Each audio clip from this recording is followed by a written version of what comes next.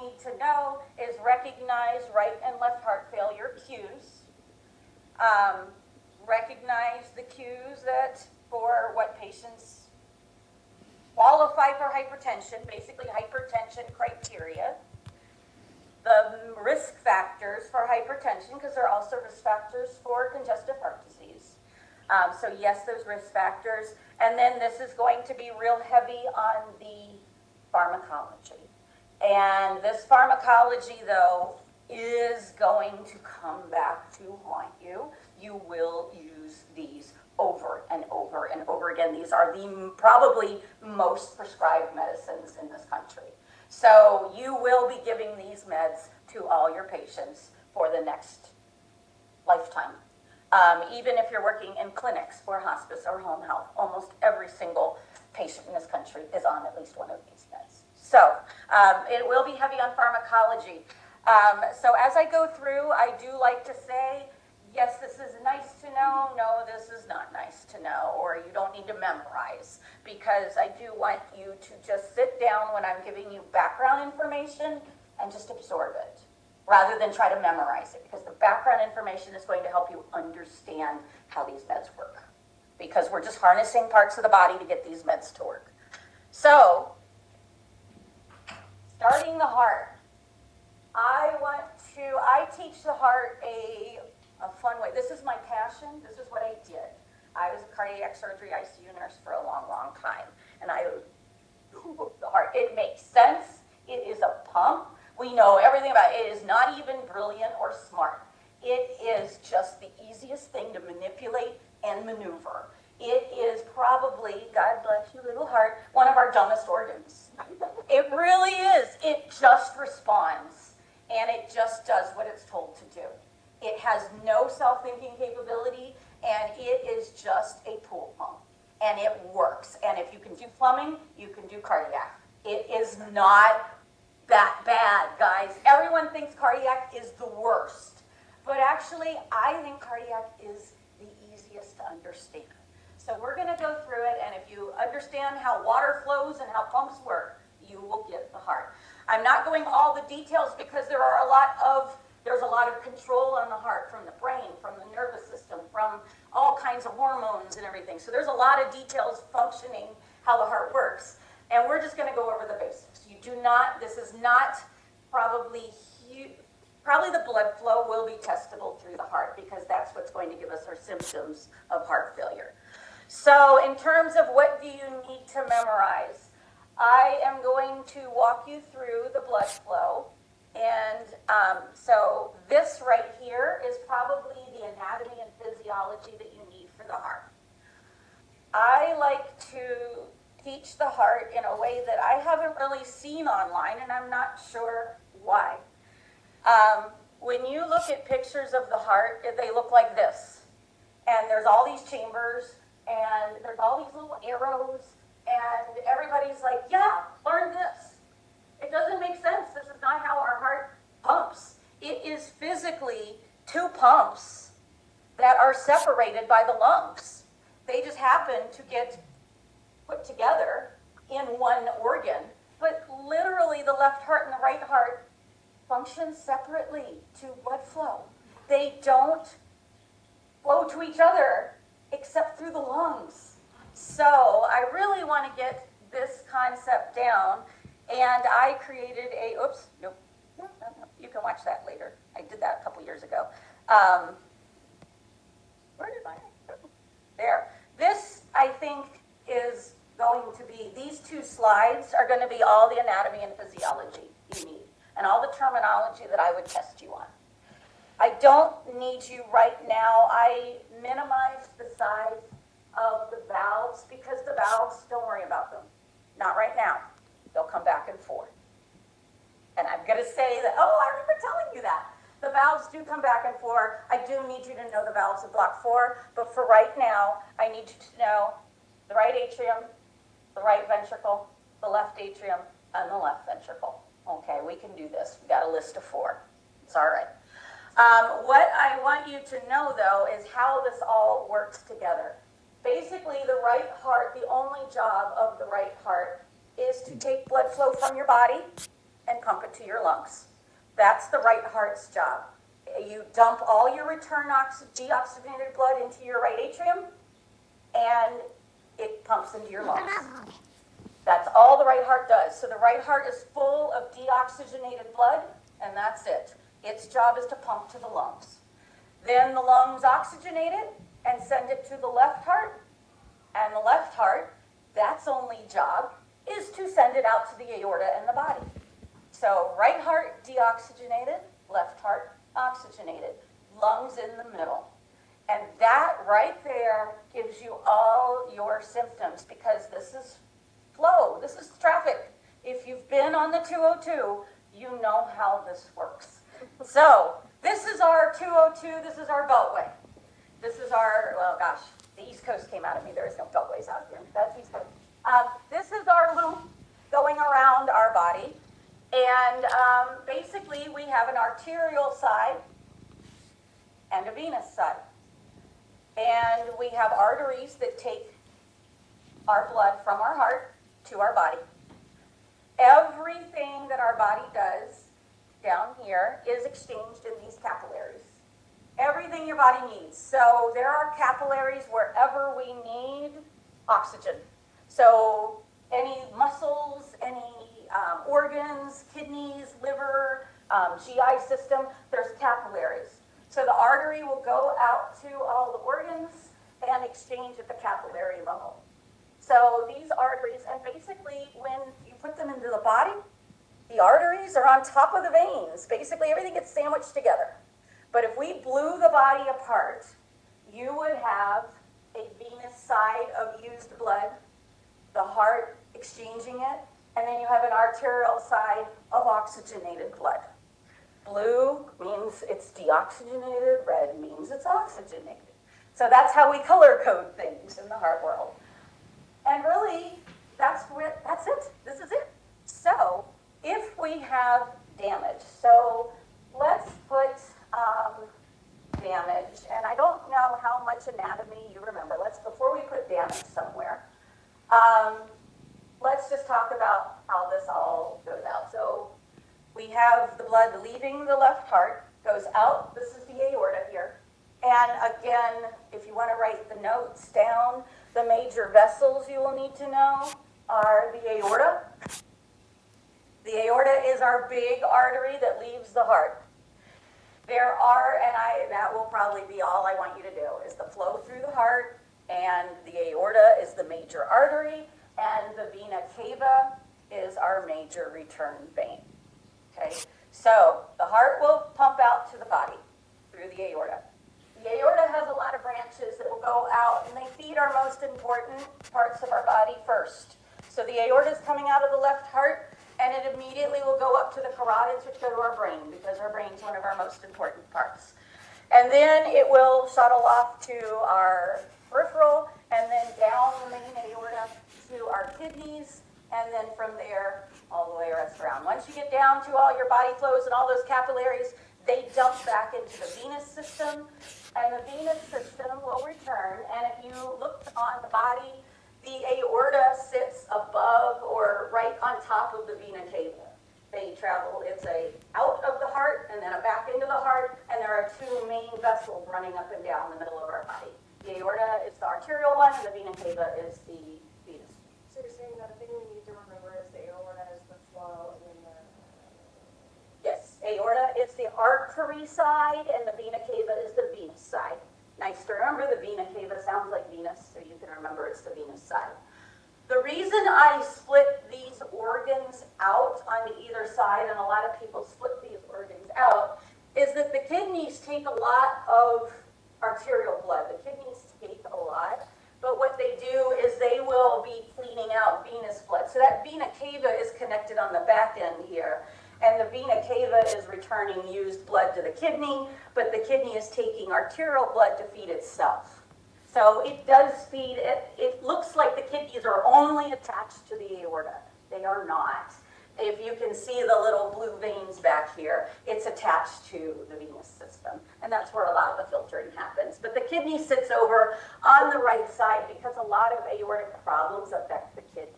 And so we're going to keep it over there for later, for when we we talk about problems in block 4, and when you talk about the kidney in block 3. The kidney sits on the aorta side just because the kidney takes a lot of blood flow from the aorta. And when the aorta has problems, so do the kidneys. So we kind of leave them over there sitting on the aorta. But then the venous return here, this is where a lot of our blood, again, is being used up by our body, going back into the veins. But the reason that the liver and the GI system are sitting over here on the venous side is that a lot of our filtering is happening through the liver. This is the last stop in the liver here before the blood returns to the heart. The liver is your last stop because that is the most used up blood, and we want to recycle. The liver is an amazingly complex organ. If you want a smart organ, these two are your smartest organs. They are our workhorses, the liver and the kidney. They are the ones that deserve our respect. I mean, I love the heart with all my heart, but keep dumb. These two are smart. But what we do is we will send all our deoxygenated blood, and you can see that most of this will filter into the liver here. And the liver makes a real big stop. It's like a toll booth before you can go back into the heart. It's the toll booth where it's like, dump everything out. Let's look at it. Kind of like, the Border Patrol. Like, let's look at everything. Do you need to take all this back? No, we're going to take this. We're going to take this. We're going to take this. We're going to reuse that. You don't need that. It's where you filter everything out. It's the last filter. And then you head back into the right heart. The reason I'm telling you all this is your symptoms are going to be real clear when you see where things back up. So if you keep the GI system as your last stop before returning to the heart, you will see that if you have a blockage, so now we're going to take this as a road map. Basically, everything's just going in this big circle, round and around and around. So think about it as an interstate, a loop in your body. Let's say there's an accident in the right ventricle. So if there's an accident up there, where is traffic going to back up? Into the liver. Exactly. That's all heart failure is a giant blockage in the interstate of your blood flow. So if you have a giant blockage in the interstate of your blood flow, you've all sat in traffic, you know what's going to happen. It's going to back up here. Nobody wants to sit in a backup, so everything gets off and starts getting off at the exits before the heart because there's just so much backup. They're like, we can't get to the heart. We're not going to the heart today. We're going to stay here. We're getting off the highway and we're going to hang out here. And those become your symptoms. It's all just, where's the blockage? Where's the messed up flow? We see our symptoms. So I will keep coming back to this because this map will work for anything when you start talking about pulmonary embolus. Let's say we have a blockage in the lung here. Where is it going to back up? To the right heart. So when you have pulmonary embolus and you start talking about someone getting a blood clot in their lungs, we can see where they're going to have problems. It's going to be the right heart. And that's why we're going to differentiate right heart from left heart, because our symptoms usually tell us where there is a problem or a blockage.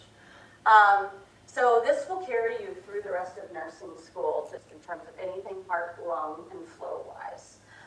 So I'm going to let that, but I will probably pop back to these slides very frequently. And I just don't know. I had to draw this because I couldn't find it on the internet anywhere. And I'm like, am I the only one that teaches it like this? So I found like a couple of different components and I put pictures on top of pictures because I'm like, this is the only way it makes sense to me. It's a highway. Where there's backup, there's backup. So we're going to talk about it when we do heart failure. We're coming back to that. Going back to the kidneys. Yes. Do the kidneys use both venous and arterial, or does it filter the arterial? So what, and the kidneys aren't coming up to you to block 3, which I think is kind of terrible because they are power horses and you don't learn about them until the end. But they're so complex, we don't want to overwhelm you earlier. But yes, the kidney basically takes the blood, and the arterial pressure is what pushes the blood to get filtered through the kidney. So there's a pre-filter and an end filter. So it's getting filtered on both ends. But what is making the kidney work is your blood pressure. And so the arterial side, it filters out through the kidney and basically takes anything the liver didn't clean up and cleans up from there. So it will also pull oxygen out of the blood through its multiple capillaries, but the kidney relies on blood pressure. And that's why it sits on the arterial side as well. The kidney needs blood pressure to work. And you will see that as you go through the kidney stuff. If you lose your blood pressure, your kidney doesn't work because it's the pressure that pushes things into getting filtered. The liver works differently because all the blood just kind of filters through it. The kidney needs blood filtered out of the aorta to clean it out. So we basically have a filter on either side. In terms of blood pressure, when we talk about blood pressure, all blood pressure is the pressure on the walls of an artery. There is no venous blood pressure. You cannot measure the blood pressure of a vein. The only way we measure blood pressure is by checking an artery and listening to the blood flow through the artery. We cannot get a venous blood pressure. That will come back on you when we talk about liver problems, and they talk about portal hypertension, which is high blood pressure in the liver. It's venous blood pressure. We can't measure it. It has no relation to arterial blood pressure. So blood pressure, when we talk about fluid and constriction and dilation, we're talking about the artery system, and we're talking about pressures in the arteries. There is no way to measure pressure in the veins. So we are talking about in the arteries, and your systolic blood pressure comes after your left heart pumps into the aorta. So what happens is your left heart will squeeze out its contents into the aorta. After it squeezes into the aorta, that's a big bolus of fluid going into the aorta, right? That's your systolic blood pressure. The reason it's called systolic is because your heart ejects during systole. So when your heart's ejecting in systole, which is when your heart's doing all its work, that's when that aorta and where we take our blood pressure is usually as close to the aorta as we can get it, which is up here. We can't take a blood pressure on the actual aorta, so we try to take our blood pressures as close to the aorta as we can so that we can see what the pressure in the aorta is. Which is why they're taking blood pressures in the legs or the feet or other areas. It's not as accurate because we're much farther away from the aorta, and we really just want to see what is the pressure our heart is generating. There are a lot of things that affect our blood pressure, but the one is the amount of fluid we're pumping around. If the heart's pumping out a good amount of fluid, it will give us a higher systolic pressure. Systolic pressure is just when the arteries are the most full. Okay? So that's why it's the highest, because you're the most full, and when you are full, there's a lot of pressure on those walls, right, of the artery. It's full, so there's pressure, and it reaches a higher number. Then, as the blood goes and down to the rest of your body, the aorta starts emptying out. And the heart is refilling to pump again, but basically that is what we are measuring. We're measuring fluid coming out, fluid disappearing. So the diastolic blood pressure is when there's the least amount of fluid in the blood vessel before it pumps again. So when you're listening to your blood pressure, you're listening for that thump, thump, thump, thump. You're basically occluding the blood vessel with your blood pressure cuff, and then you're letting the pressure off, and you're reading when we start hearing that whoomph again. When you're taking a blood pressure, you are cutting off that artery. You're pushing that artery closed with your cuff, right? That's what you're doing. You're just pumping, pumping, and pumping, and you are literally taking the artery, that's your brachial artery that's running down your arm, and you're closing it. And then you slowly open it back up again until you can hear again. And where you hear it the first time is that high blood pressure. You're only going to hear it when you oh, there's the pressure. We had it closed, and you are slowly, so it's flat and closed, and nothing's flowing through it. And then you slowly open that blood pressure cuff up, and then the heart can finally fill, or that artery can finally fill. And when you hear that artery finally filling, that's your systolic blood pressure. And then we listen till it goes away, which is when the artery is the least full, and that's your diastolic blood pressure. And so that's really what you're doing. You're flattening an artery, and then listening for the highest sound of filling and the lowest sound when that sound goes away, and we call that your diastolic. So we are basically flattening an artery and listening to when it starts making noise, and that's how you're doing your blood pressure. But the systolic is when the artery is the most full, and the diastolic is when it is most empty.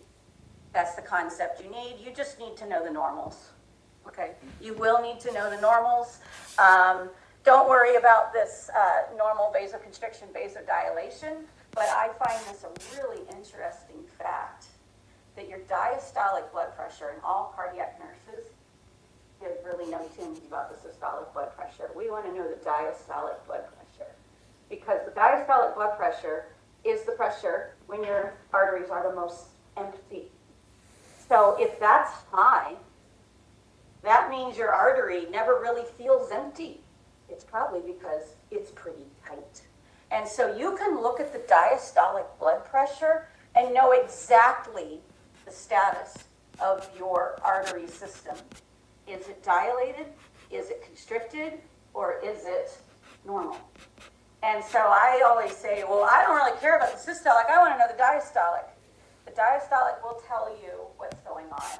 And you will see as you go through a lot more things that the heart, when it pumps out at the end of dialysis, it's done resting, the arteries are all empty, and we're waiting for another ejection. That heart has to pump out against pressure. And it wants to pump out into a pressure of 60 to 80. If it's pumping out into a pressure of 100 at diastolic, that means it's going to have to pump against resistance. You've got a vessel that's real tight. How is the heart going to pump everything it needs to pump into a really, really tight vessel? It creates work for the heart. And if the vessel is really, really big, that creates work for the heart too, because it's got to try and fill this big sewer pipe that it's got. And so either vasodilation or vasoconstriction make the heart work harder, which if you end up spending your whole entire life with a constricted blood vessel, because your diastolic blood pressure is really, really high for years and years and years, what do you think is going to happen to the heart that's been pushing against that high pressure for its entire life? It's going to wear out.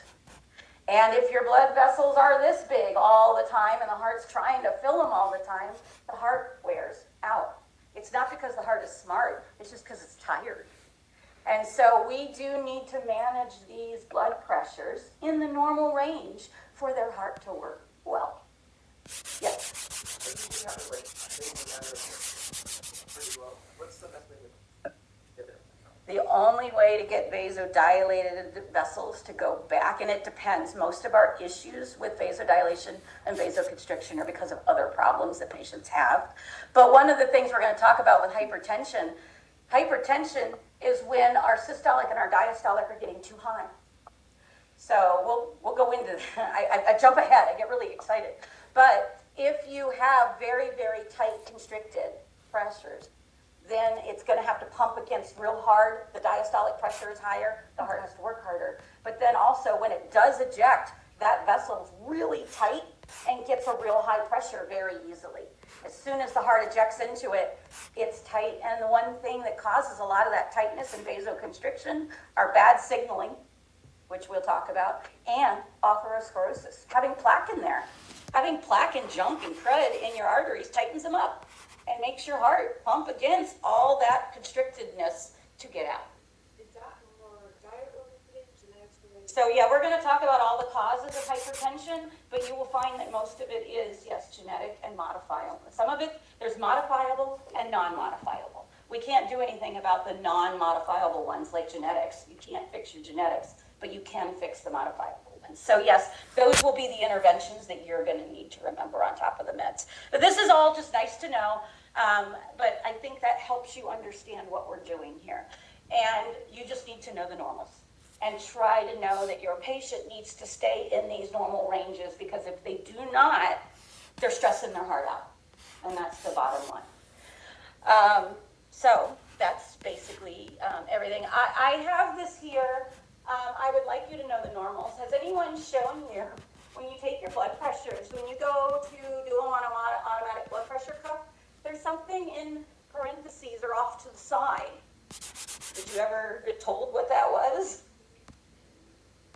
Well, it is a formula.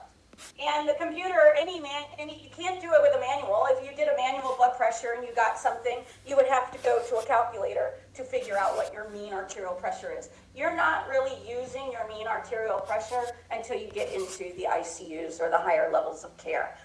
But it is something good to watch. And I'm going to bring you a lot of stuff that I wish you had known before you came into Block 4. And that's what a lot of this background is. But you're not going to really do much with your mean arterial pressure. But if you take anything away from that, is these two things. If your math is, oh, I found a typo. No, I didn't typo. You need a mean arterial pressure greater than 60 to perfuse your brain, to perfuse your organs. So when you're taking care of patients over the next few blocks, just keep an eye on their blood pressure, not only for that one number at the tip top here. 116, you're good. That's fine. That's great. But also take a double check at that diastolic, because the diastolic will tell you if the vessels are vasoconstricted or vasodilated. And also take a look at that mean, because I will tell you that a lot of patients, I'll go down to CRTs or rapid responses, and we get a blood pressure, and it says something like 98/40, and the mean is 58. And everybody's like, well, the blood pressure's fine, it's 98. And I'm like, oh, no. You have a diastolic of 40, and you've got a mean of 58. I don't care that the systolic is 98.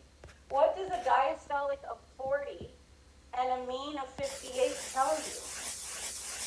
You're not prepared. First of all, I just look at that mean to make sure it's above 60.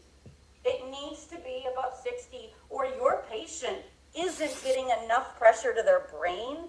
And I'm always laughing, and they're like, the patient's confused. And I'm like, their mean's 55. I mean, if I wasn't getting blood flow to my brain, I'd be confused too. So there are some times that I think people miss that one important piece of data that you're like, well, no wonder they're confused. I mean, it could be bad oxygen too, but if your mean is less than 60, I'm not surprised your patient's confused. They're not getting blood flow to their brain. So what would a new measurement look like if it kept higher? It would say 110, 115, 140. Whatever your mean is, it's just going to be listed in parentheses next to your automatic blood pressure cuff reading. A mean greater than 100 means that that pressure is so high in that vessel it's at risk of rupture. So like what kind of blood pressure reading would penalty? Well, we can do this. Look, I can show you. You can play. You're not going to need this calculator. It's just there. Nice to know. But this is what you would, if you got a manual blood pressure cuff and it didn't come with the parentheses. So you can play with this stuff. You can go 200 over 110. There's your mean of 140. So you can see that blood pressure is way too high. You can recognize, you're like, dang, that's not good. But now you have some ideas more about that blood pressure. Not just the 200, which you know is not good because you studied. But not only that, but look at that diastolic blood pressure. What does that tell you about your artery? It's tight like it's like a straw instead of a milkshake straw. It's like a thin baby little capillary straw, and that heart can't get anything into a vessel that tight. So first of all, that's going to affect you, and then a pressure that high at 140, little tiny blood vessels, those capillaries can't take that pressure. They'll blow up, and we've got capillaries in our liver, in our kidneys, in our brain. And what happens when your mean gets real high is that your vessels blow. It's too high pressure.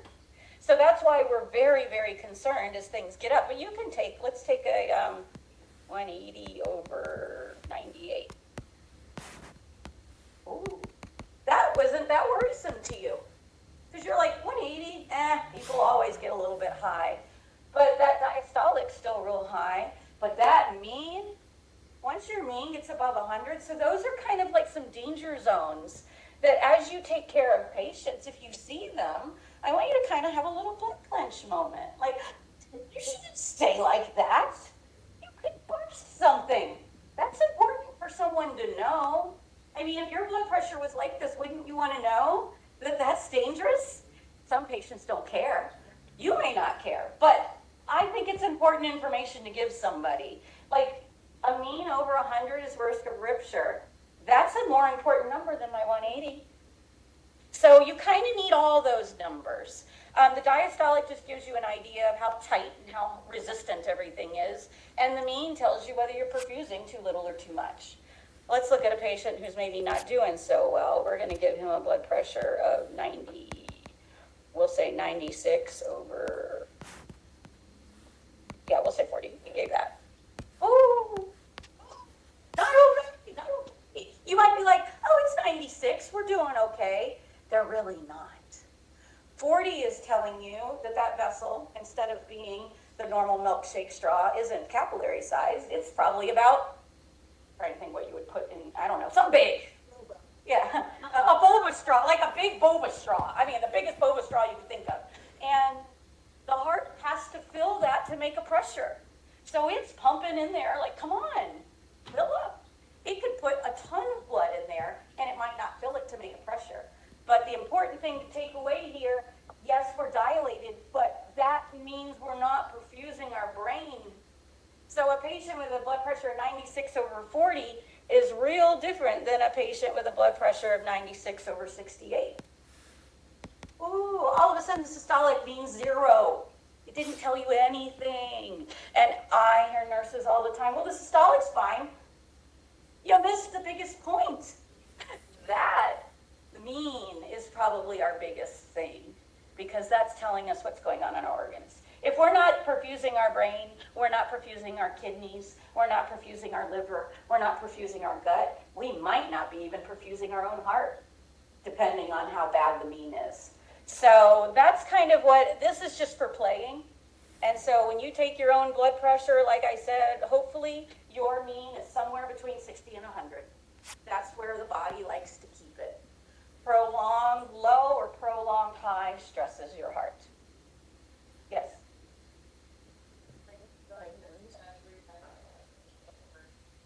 So your diastolic is lower because your body's trying to get blood flow to your organs, so it is opening up a little bit to get more blood flow to your organs. But what also happens when you're running? Your heart rate goes up to make that happen. So the body is amazing at being able to regulate itself. And we're going to talk about how it regulates itself, because we use those regulation things as our meds. We basically are going to harness that and make meds to do what we want it to do. So the mean arterial pressure, again, it's not the most exciting number, but I think it's one of the most important numbers. And that's where we really want to keep that, and that's where in critical care, we don't even really care what your systolic, diastolic are. We're looking at the mean because we're trying to keep you perfusing. And that's what we're looking at. We're trying to keep you from exploding. So we're always just like, oh, well, if your mean's 80, we're great. We want to keep it between that 60 and 100. So there are a lot of things to look at with your blood pressure, and not just the top number. The bottom number and the mean are probably even more important than the top number. And so you can go around and throw a bunch of blood pressures in there to that calculator if you want. But like I said, I'm not going to make you do any of that manipulation, but I want you, if I give you a patient with a blood pressure of, you know, with that parentheses number being too low, I want you to maybe just start thinking, ooh, I don't like that, because that will be a very big thing for your patient. So those are the 3 numbers of the blood pressure, and yes, you do need to know the normals of all 3. This is nice to know information. The more you absorb this, the more you'll understand the meds. So you can take notes if you want, but I'm not testing you directly on any of this, because when I test you on the meds, I'm testing you on this. This is basically how we decide how we use medications, and you will see that all of our medications start being named these kinds of things. This is a normal feedback function that controls our blood pressure. Our blood pressure is controlled by 2 things, our brain and our kidneys. So that's who's in charge of our blood pressure. The autonomic nervous system is the one that we consider the brain or the nerve function to control our blood pressure. The baroreceptors, those are little sensors in our aorta and in our carotid arteries that sense blood pressure. And they're the ones that if they sense a problem, they send an alarm to the brain, and the brain sends the nervous system signal to fix it. So the baroreceptors are just sensors. You don't really even need to know about them, but where they're located makes a lot of sense. They're located right at the aorta, where the blood leaves the heart, because it needs to sense, is enough blood leaving the heart? Because if enough blood is not leaving the heart, it will do something to fix it. If there's too much blood leaving the heart, it will do something to fix it, and that's what these nervous systems do. You remember these from patho? And you're like, oh crap, they're back. Yes, they're back because this is where our meds come from. The sympathetic nervous system is your fight-flight system. I always think about, you're running away from a bear or you're scared. I'm going to be sympathetic about that and do something to help you. So when you're scared, your sympathetic system kicks in to do stuff to help you out. The parasympathetic system is also known as the cholinergic system, and the parasympathetic nervous system slows everything down. So there's a ramp up and there's a ramp down system. And the baroreceptors are the ones sending signals to the brain to control all that. So the sympathetic system is for fight-flight, so that's going to ramp you up. So if you're out running a marathon, or you're out being chased by a bear, or someone's breaking into your house, or you just got into a car accident, that jolt that you have when you're like, that's your fight-flight system. And that is the two meds, our actual natural hormones, epi and norepi, are actually our own hormones that are the hormones in the sympathetic nervous system.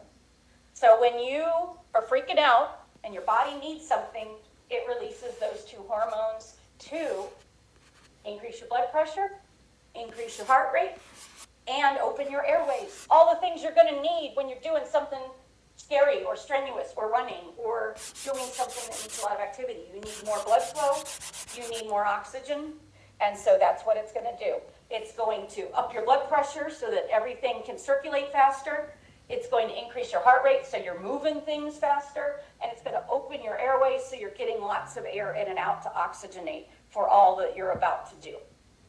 So what all you need to know about that is that's what the sympathetic system does. We have a lot of things that block that function. Those become your meds. You may have heard of beta blockers or alpha blockers. That's where they're working. And that's why the things that I underlined are probably what I want you to take away. I don't need you to memorize exactly what each one does, but it will help you with your meds. I'm going to just test you on your meds because I don't need to test you what does a beta-1 receptor do, because we're going to have beta blocker meds. We're going to have, you'll find out later on, alpha blocker meds. You're going to have meds that work in the system that do a lot of stuff. If you're blocking the system, what do you think is going to happen? Everything's going to chill because you're blocking this. So when a med is called a blocker, it means we're blocking a normal function. We're saying, don't do that. And that's going against what the body really wants to do. So sometimes we will do things that block this normal function. The normal function of the sympathetic system is to increase your heart rate, increase your blood pressure, and dilate your lungs. That's what it's supposed to do. And we have things that will stimulate that, and we have things that block it. The other thing that the baroreceptors can do is if it's sensing too much and you don't need it, it ramps everything down. And this is not a hormone, epinephrine. This is your vagal nerve, which comes out of your brain. And that, it actually literally innervates your heart pacemaker. And so when your vagal nerve is stimulated, it slows your heart down. It sends the message for these guys to stop doing their vasoconstriction, lower the blood pressure, they lower the heart rate, and they increase and dilate your GI system because you're resting and you're digesting.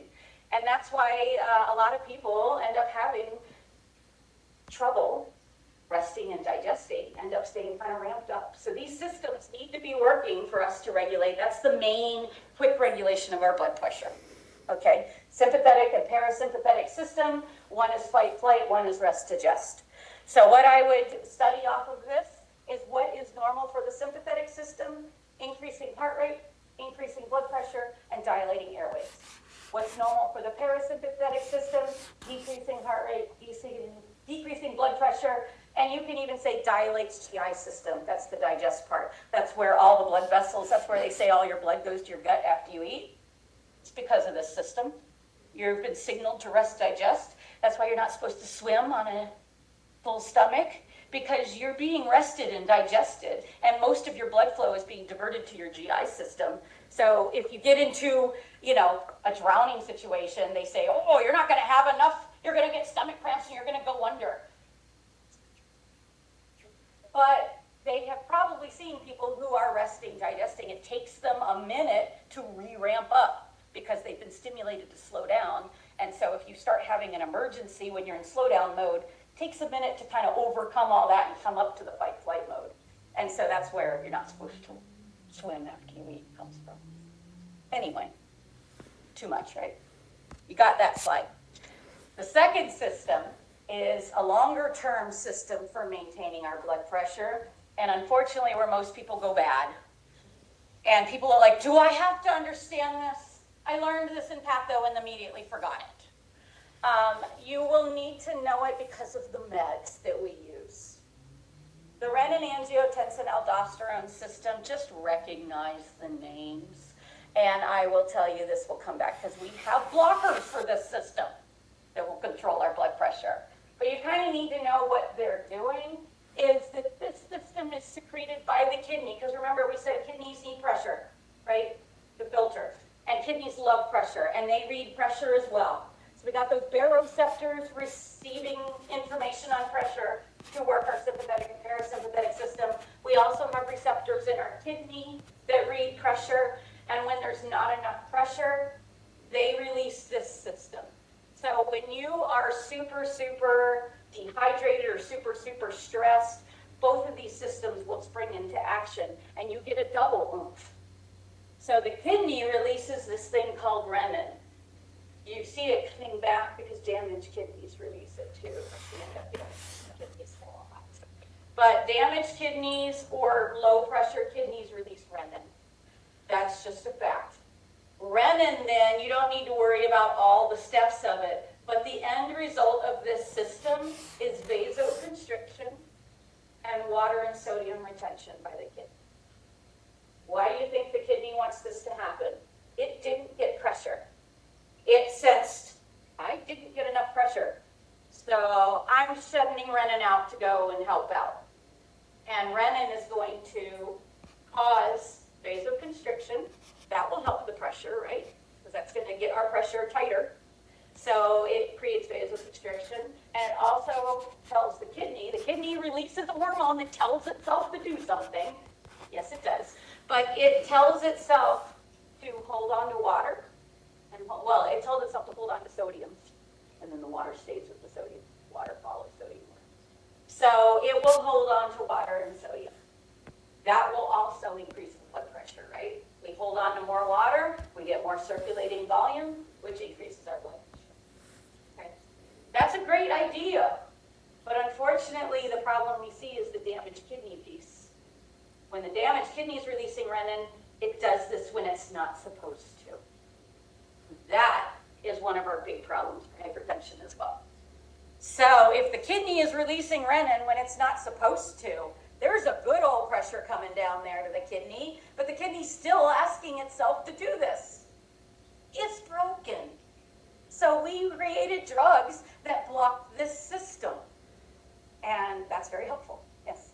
So I have polycystic kidney. Okay. So is that why I have high blood pressure? You have, yes, polycystic kidney disease, which comes up in block 3, so that's coming back at you. But yes, that's why you have high blood pressure. It's because damaged kidneys release renin. And you can't stop that. Yeah. There's nothing you can do about it. So you're probably on a med to block this system. Ta-da! It's magic when things work together. So I'm hoping that getting you early in block 1, I explained this in block 4, and people are like, what did I have? I'm like, I don't know. Let me in block 1. So anyway, those are our 2 regulatory systems. When they work great, they work great. But when they're broken, we have problems. So we have flight,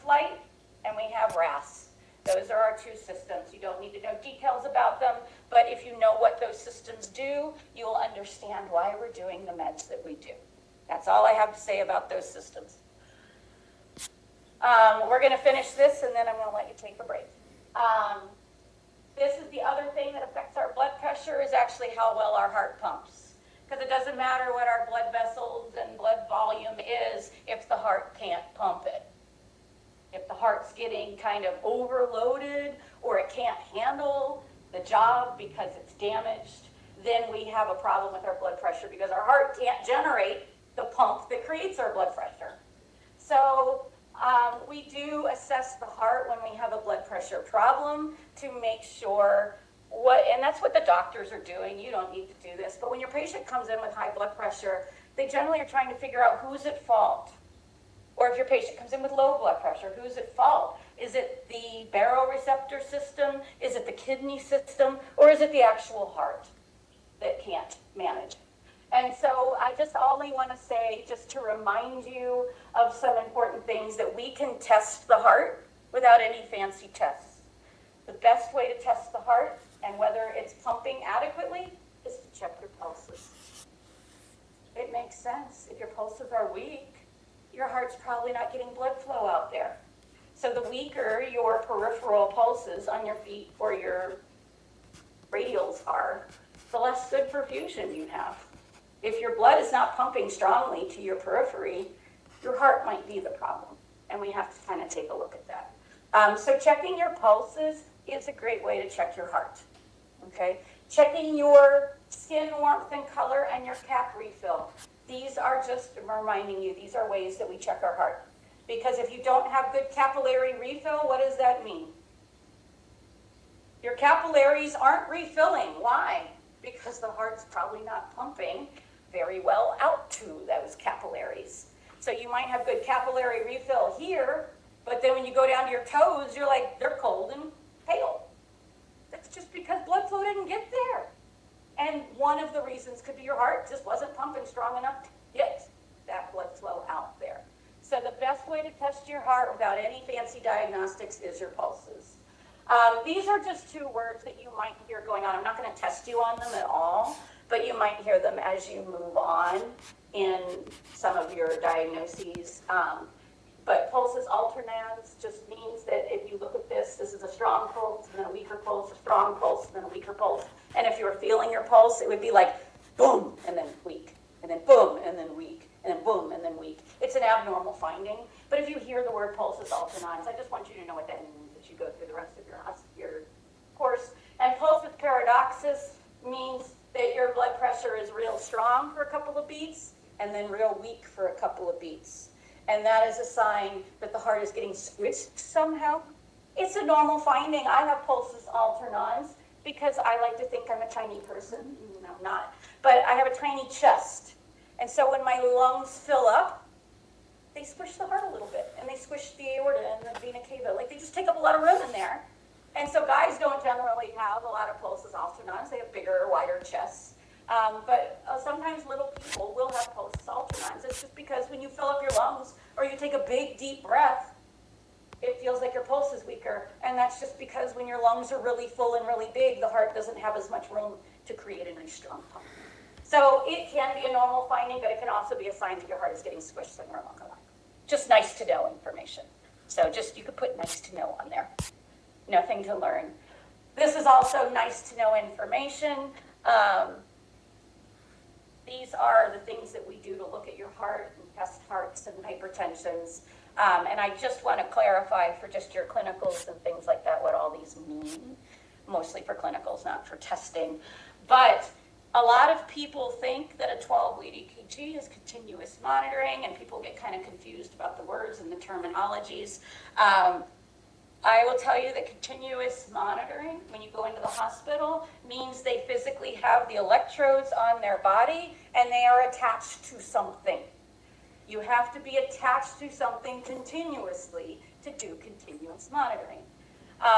You do not need to memorize this at this point. I think the cardiac piece of EKG comes in 2, and then we do more detail in 4. I just want you to know that if you hear the words continuous EKG monitoring, the only way to do that is either putting them to a monitor, which you put the electrodes on and stick them right into a monitor, which is bedside monitoring. Or you could put on the electrodes and attach them to a box that then will send everything to a telemetry room, and that's telemetry monitoring. Those are the only two ways to get a continuous readout of your EKG. If you are doing all the rest of them, they are, I don't think I have any more of these, but continuous EKG monitoring, there's only two ways to do it, bedside or telemetry. They can do Holter monitors, which are continuous monitors, but it's going somewhere. You have electrodes on your body, and that information is going somewhere. It's a variation of telemetry monitoring. If you're wearing a Holter monitor, sometimes people with arrhythmias will wear a Holter monitor, which is just like a chest thing or something around somewhere, and they have leads on, and they are being monitored for their heart rate. It's a version of telemetry monitoring. It is continuous monitoring. But a 12-lead EKG, if you are hearing about 12-lead EKGs, those are bigger pictures of the heart, and they're only done one time.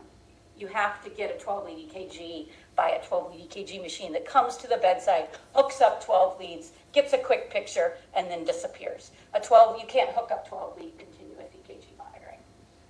It's just too invasive. Echocardiogram is an ultrasound that reads your heart.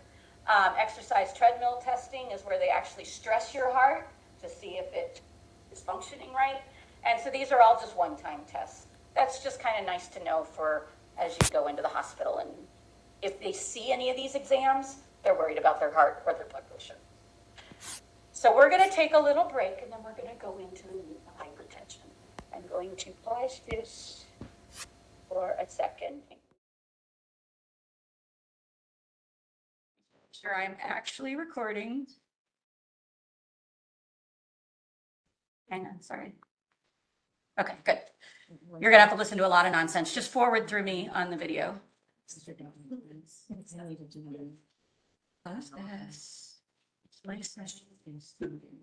Okay, we're back. Hypertension. Close, you guys. I wonder if any of my YouTubes are still my cool videos. Those are hilarious. I'm trying to figure out how to use WebEx. Okay. This is important. 100% important. This is the definition of hypertension. So yes, these slides, it was recently revised in 2017. It used to be 140 was our limit for hypertension systolic and 90 diastolic, but now they've moved it down. They've moved it down that you qualify as hypertensive with a systolic in the 130s and a diastolic in the 80s because they want you taking care of this sooner rather than later. So it used to be that you didn't get declared hypertensive until you were 140s over 90s, and that is not true anymore. It is earlier. So a systolic pressure of 130, it doesn't mean one time. It means you have to do it more, that you have to have that high pressure 2 or more readings, and you have to have it, it has to be an average. So a lot of people have white coat syndrome. When they get their blood pressure taken, it's artificially high just because they're in a doctor's office. And so they really want to, they're not going to give you a diagnosis of hypertension based on one blood pressure. You have to have consistent, or they'll send you home to check them in your home environment. And if you have consistently high at home, then they will diagnose hypertension. They basically are not going to just, you're not going to walk into a doctor's office and they're like, you have hypertension. You're going to have to be seen over a course of a couple of visits and have consistently high blood pressure in these ranges. But it has to be at least 2 or more readings before you get the diagnosis of hypertension. Because yeah, if you just came in running from being late to an appointment and sit down and get your blood pressure taken, it's going to be high. And you don't want to get diagnosed in medications for something you don't really have. Because if you were in flight fight, guess what your blood pressure is going to be? It's going to be elevated. So if you were hurrying, trying to get through traffic, make an appointment, get in there running late, and then you finally get in and sit down and take your blood pressure, it's not crazy for it to be too high because you've been running and you've been stimulated. And of course your heart rate and your blood pressure are going to be up. So that's part of white coat syndrome. And so we don't take one reading as a diagnosis. Primary hypertension just means they can't find a cause for it.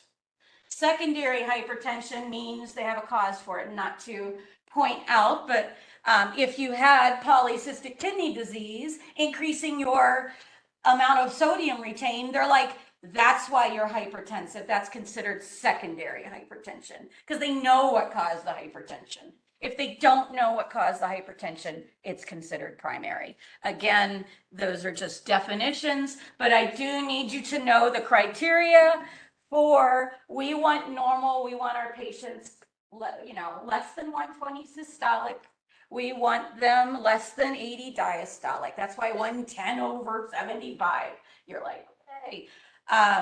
And 120 over 80 is basically everybody's normal range. Anything above 120 over 80, they're starting to call it elevated, but it's not truly hypertension unless you're over 130 systolic or 80 diastolic. This is considered now hypertension. They used to have a pre-hypertension phase, and it's this one. This is pre-hypertension. So if they think, and this isn't that high. I run here, everybody runs here. They're just trying to get it so that people are treating their hypertension earlier rather than later or being made aware of it.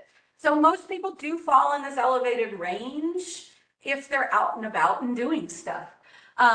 So we want it, this is okay, but you just need to let people know it's okay, but you might want to watch it. Let's introduce you to some of the risk factors, see if you have them, and stop them now before we head into actual hypertension. Because once you are in the actual hypertension phases, you are causing organ damage. These are just too high of pressures for the organs to take on a daily basis. And so that's where they want to intervene sooner rather than later. And they have dropped the definition of hypertension to 130 over 80 and above. So a lot more people qualify for hypertension now. These, yes, you will be tested on. Yes, yes, yes, they don't go away. They are not only risk factors for hypertension, the risk factors for heart failure, they're risk factors for kidney failure, they're risk factors for a lot of these blood vessel diseases. So this is where if your blood pressure is like 128 over 85, and they're like, you might want to consider doing some of these things. If you're a smoker, stop. Yeah, easier said than done, right? If you're an alcohol user, stop. Easier said than done. What we try to tell patients is moderation. Just don't do it every day, okay? We'd love for you to stop, but a good start would just be reducing. Because, we all start doing stuff when we're young and then invincible. And then as you get older and older, you're less invincible. And all those good habits you started when you were young and invincible now are like, oh, maybe I should stop them or moderate them. So tobacco, vape use, alcohol use, diabetes, oh my gosh, so big. Have you done diabetes yet? Ooh, the world, so many people have diabetes. Mm-hmm. Diabetes is basically just too much sugar in your bloodstream, right? And what did we learn about sugar? What does it do in your bloodstream? It makes it syrupy, which brings what into the blood vessel? Water. So, whoa, having high syrupy blood vessels all the time is going to increase your blood pressure because you're just drawing water into the system. It's not rocket science. It's pumps. So, tell your patient, the more you got sugar in your system, the more you're going to have high blood pressure. But also, thick glucose in the bloodstream damages capillary walls.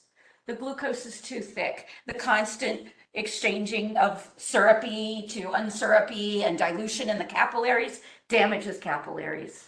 And so having uncontrolled diabetes, not just having diabetes, but not controlling it is what damages the vessels and will damage the heart and causes hypertension. So having uncontrolled diabetes, and that just means a blood sugar greater than 150. It doesn't mean you got to keep your blood sugar under 100. It means you keep your blood sugar less than 150. And so that's where we try to keep our patients less than 150. If you're diabetic, it is expected for you to have some sugar in your, you're going to have higher blood sugars than someone who is not diabetic. But we kind of put the range at 150. Don't go higher than that. You can fluctuate up and down, but don't be fluctuating around 150 to 200. Fluctuate around the 100 to 150 range, because the higher the sugar, the more damage to your vessels and the more risk of hypertension. Serum lipids, lipids are just fats, and those are your cholesterol numbers. So if your cholesterol is high, so when I say serum lipids, I mean really cholesterol, but the medical word for cholesterol is lipids. It's fat. And if your fats are high, they like to glom up on your cell walls and create atherosclerosis. So keeping fats down, keeping your cholesterol down. Sodium, we know why sodium causes the same problem that sugar does. You put a lot of sodium in your blood vessel, fluid moves into your blood vessels and increases your blood pressure. Because the more fluid in there, the more pressure against those walls and the higher your blood pressure is. So anytime you start holding on to fluid, your blood pressure will go up. It shouldn't go sky high, but it will put more pressure on the walls. Obesity, you just have a lot more capillaries, a lot more to flow around. That puts a lot of stress on your blood vessels in your heart to be large and have more blood vessels to take care of.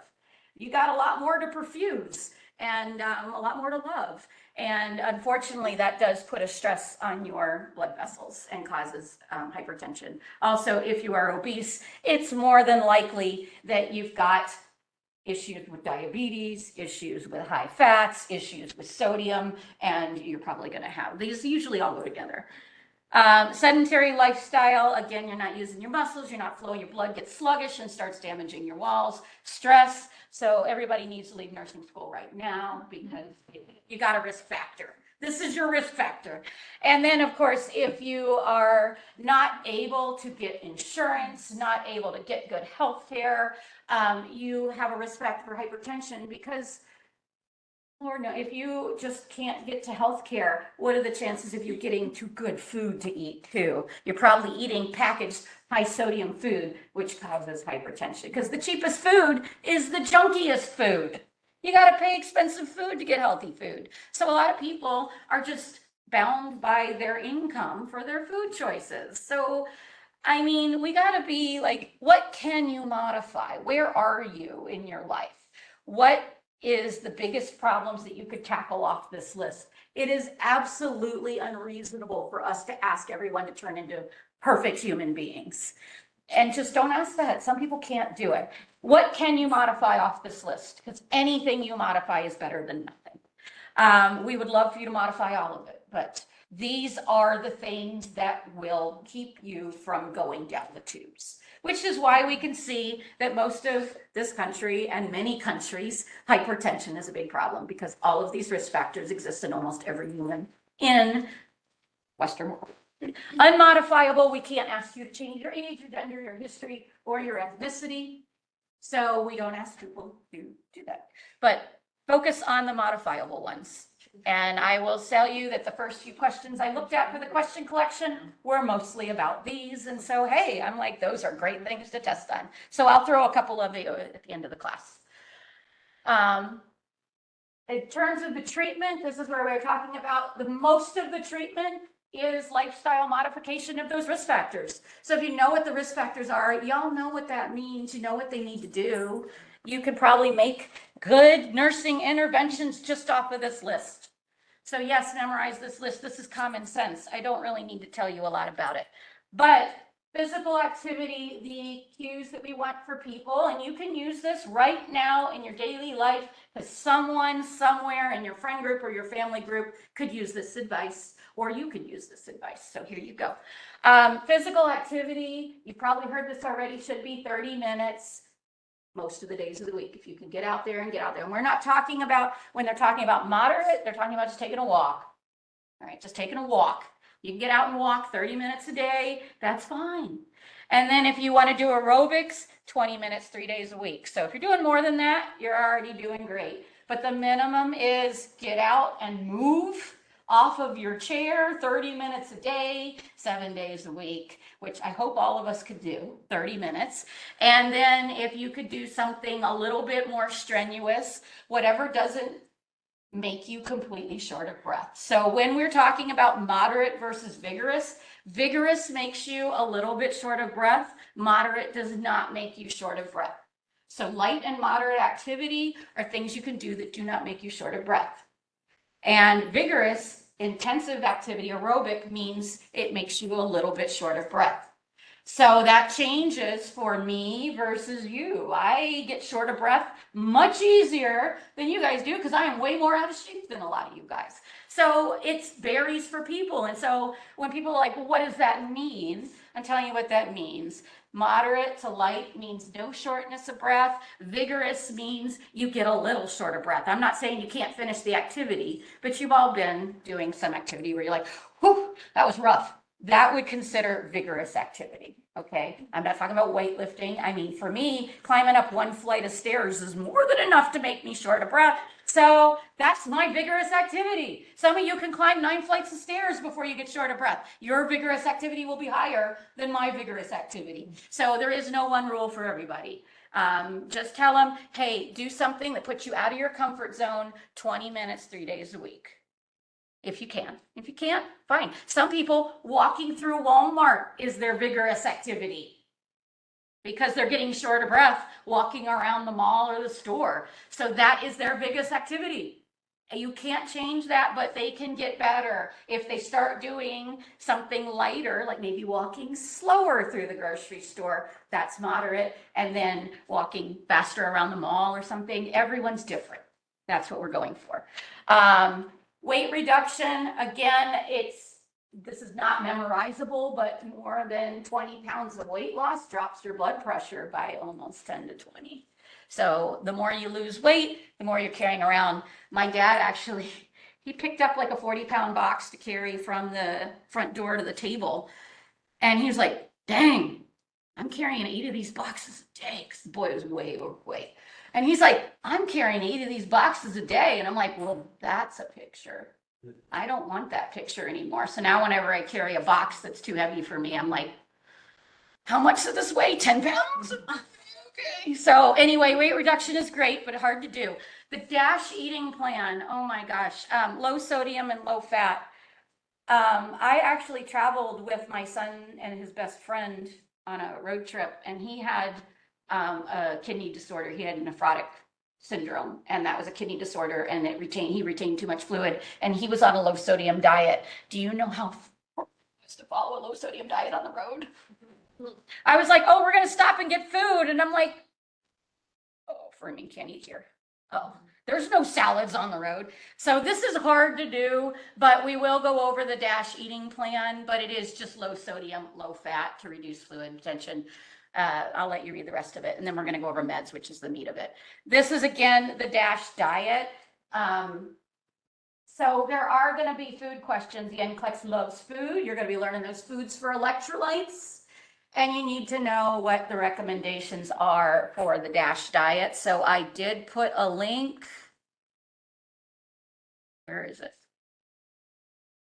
Don't tell me I lost the link. I did put a link to the DASH diet on there, but basically it's just fruits and veggies and limits on sodium. I'm not going to go into details like how many cups of vegetables or whatever, but if you can know that the recommended diet is lots of fruits and vegetables and grains, limited dairy, and limited sodium. Limit sodium and fat. Those are the 2 biggest ones. Limit sodium and fat. And then we're talking about the meds. Oh my goodness, let me get rid of this off your screen. Okay. All right. So Professor Voss said that you're just being held to Lasix. That's fine. Lasix is fine. That is a mid-range diuretic. But the number 1 diuretic for hypertension is the thiazide. You will see your patients will end up on HCTZ. HCTZ is this thiazide diuretic. It is combined with a lot of our antihypertensive meds. Hydrochlorothiazide is also called HCTZ, and you'll see it you'll see metoprolol / HCTZ. Or, lisinopril / HCTZ. It's usually combined with a lot of antihypertensive meds because we want to get rid of extra fluid off of a hypertensive patient. Normally, we want some kind of diuretic. So a lot of patients will be put on this diuretic as a first chance or in combination with their antihypertensive meds. So even though she told me you only need Lasix, it's fine. Studying hydrochlorothiazide would not hurt you either. They're basically the same thing. The only difference between Lasix and hydrochlorothiazide is that it's more potent diuretic, meaning you lose more water, whereas hydrochlorothiazide is you lose more sodium. So water follows sodium, but Lasix, you lose sodium and extra water. So it's a little more potent. So what Ross pointed out that we need to loop diuretic category? So I would say, I would test you, and if I would say furosemide, I am meaning that is the diuretic. I would like you to recognize it's only 4 of them. And I would like you to do a card for just diuretics, okay? Just diuretics, because really they're all the same. And I'm going to have you do a card for each class of antihypertensives, not each hypertensive med, because the classes all have the same side effects. So what I would rather you do when you make your med cards is just say thiazide/loop diuretic and just write the 3 names, because those are the 3 most common. You won't even see bumidine as Bumex. You sometimes see that, but it's used when hydrochlorothiazide and Lasix don't work. They kind of go in a more potent, less potent hydrochlorothiazide, more potent Lasix, most potent bumidine. Those are kind of where we're at. Then there's a diuretic off to the side that is a potassium sparing diuretic. If we're worried about someone getting hypokalemia, but we still want to diurese them, they may pull that one out of their back pocket. These are all diuretics. They all have the same side effects, but they do have a little bit different action. I'm not going to test you on the potassium sparing diuretic, but it is good to know. Because when your patient's on spironolactone, that should be your first instinct. It's like, what's their potassium? Because this is going to keep their potassium level higher. And that becomes a problem when you're working with those electrolytes. You're like, they already have hyperkalemia and they're on a potassium sparing diuretic. That's not a good idea. Potassium sparing means you keep potassium in your body. You don't waste it like the rest of the drug. These 2 waste a lot of electrolytes. They waste electrolytes and water. The thiazide and the loop diuretics both just waste water and electrolytes. But like I said, the loops waste more water than the thiazides. So it's just a degree of how they work. And that's usually how they do it. Number 1, and then Lasix number 2, and Bumex is number 3. And that's how they generally ramp them up. And then if they're worried about your potassium level, will throw in a potassium sparing diuretic for people that need to lose volume, but not potassium, because these 2 will waste your potassium as well. So with diuretics, I think it's a good idea to at least recognize the 4 most common diuretics that exist in the world. But if you're doing a med card, this is basically, here's your education, and I split all your stuff into expected and worrisome side effects, because that's what you're translating for your patient. Don't freak out if you have these. We expect this. You expect this because we wasted all their volume. So they're going to be a little on the dehydrated side, and that might give you vertigo, which is dizziness, because that's an orthostatic sign. You're dehydrated.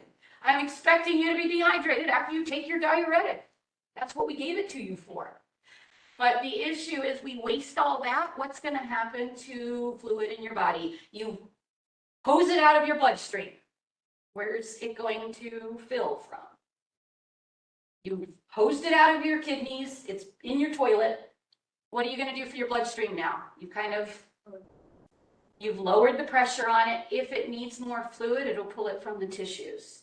So if you had edema, that's why these diuretics work. If you have edema or swelling in your hands or your feet and you take a diuretic, you know what else is a diuretic? Alcohol. So just so you know, it's not, don't go home and take alcohol. But, it will basically cause you to waste water out of your bloodstream, dropping your blood pressure. And then, but if your bloodstream's like, whoa, I got too dry, it will pull fluid from the tissues. So you do need to tell your patient, I would expect right after you take your diuretic, you may have a little bit of vertigo, headache, and weakness because we diuresed you, but it should go away in the next hour or two as your body rebalances itself. If they stay after they take their diuretic, dizzy, headache, and weak for a long time, that means their body's not rebalancing or they're dehydrated. So that's something that, yeah, we expected, but we don't expect it to continue forever. They shouldn't be weak the whole time. If they are, we might be diuresing them too much and they're now dehydrated. So I expect it, but I expect it briefly until the body rebalances. It causes anorexia, nausea, vomiting, diarrhea, constipation. That's just because you're dehydrated.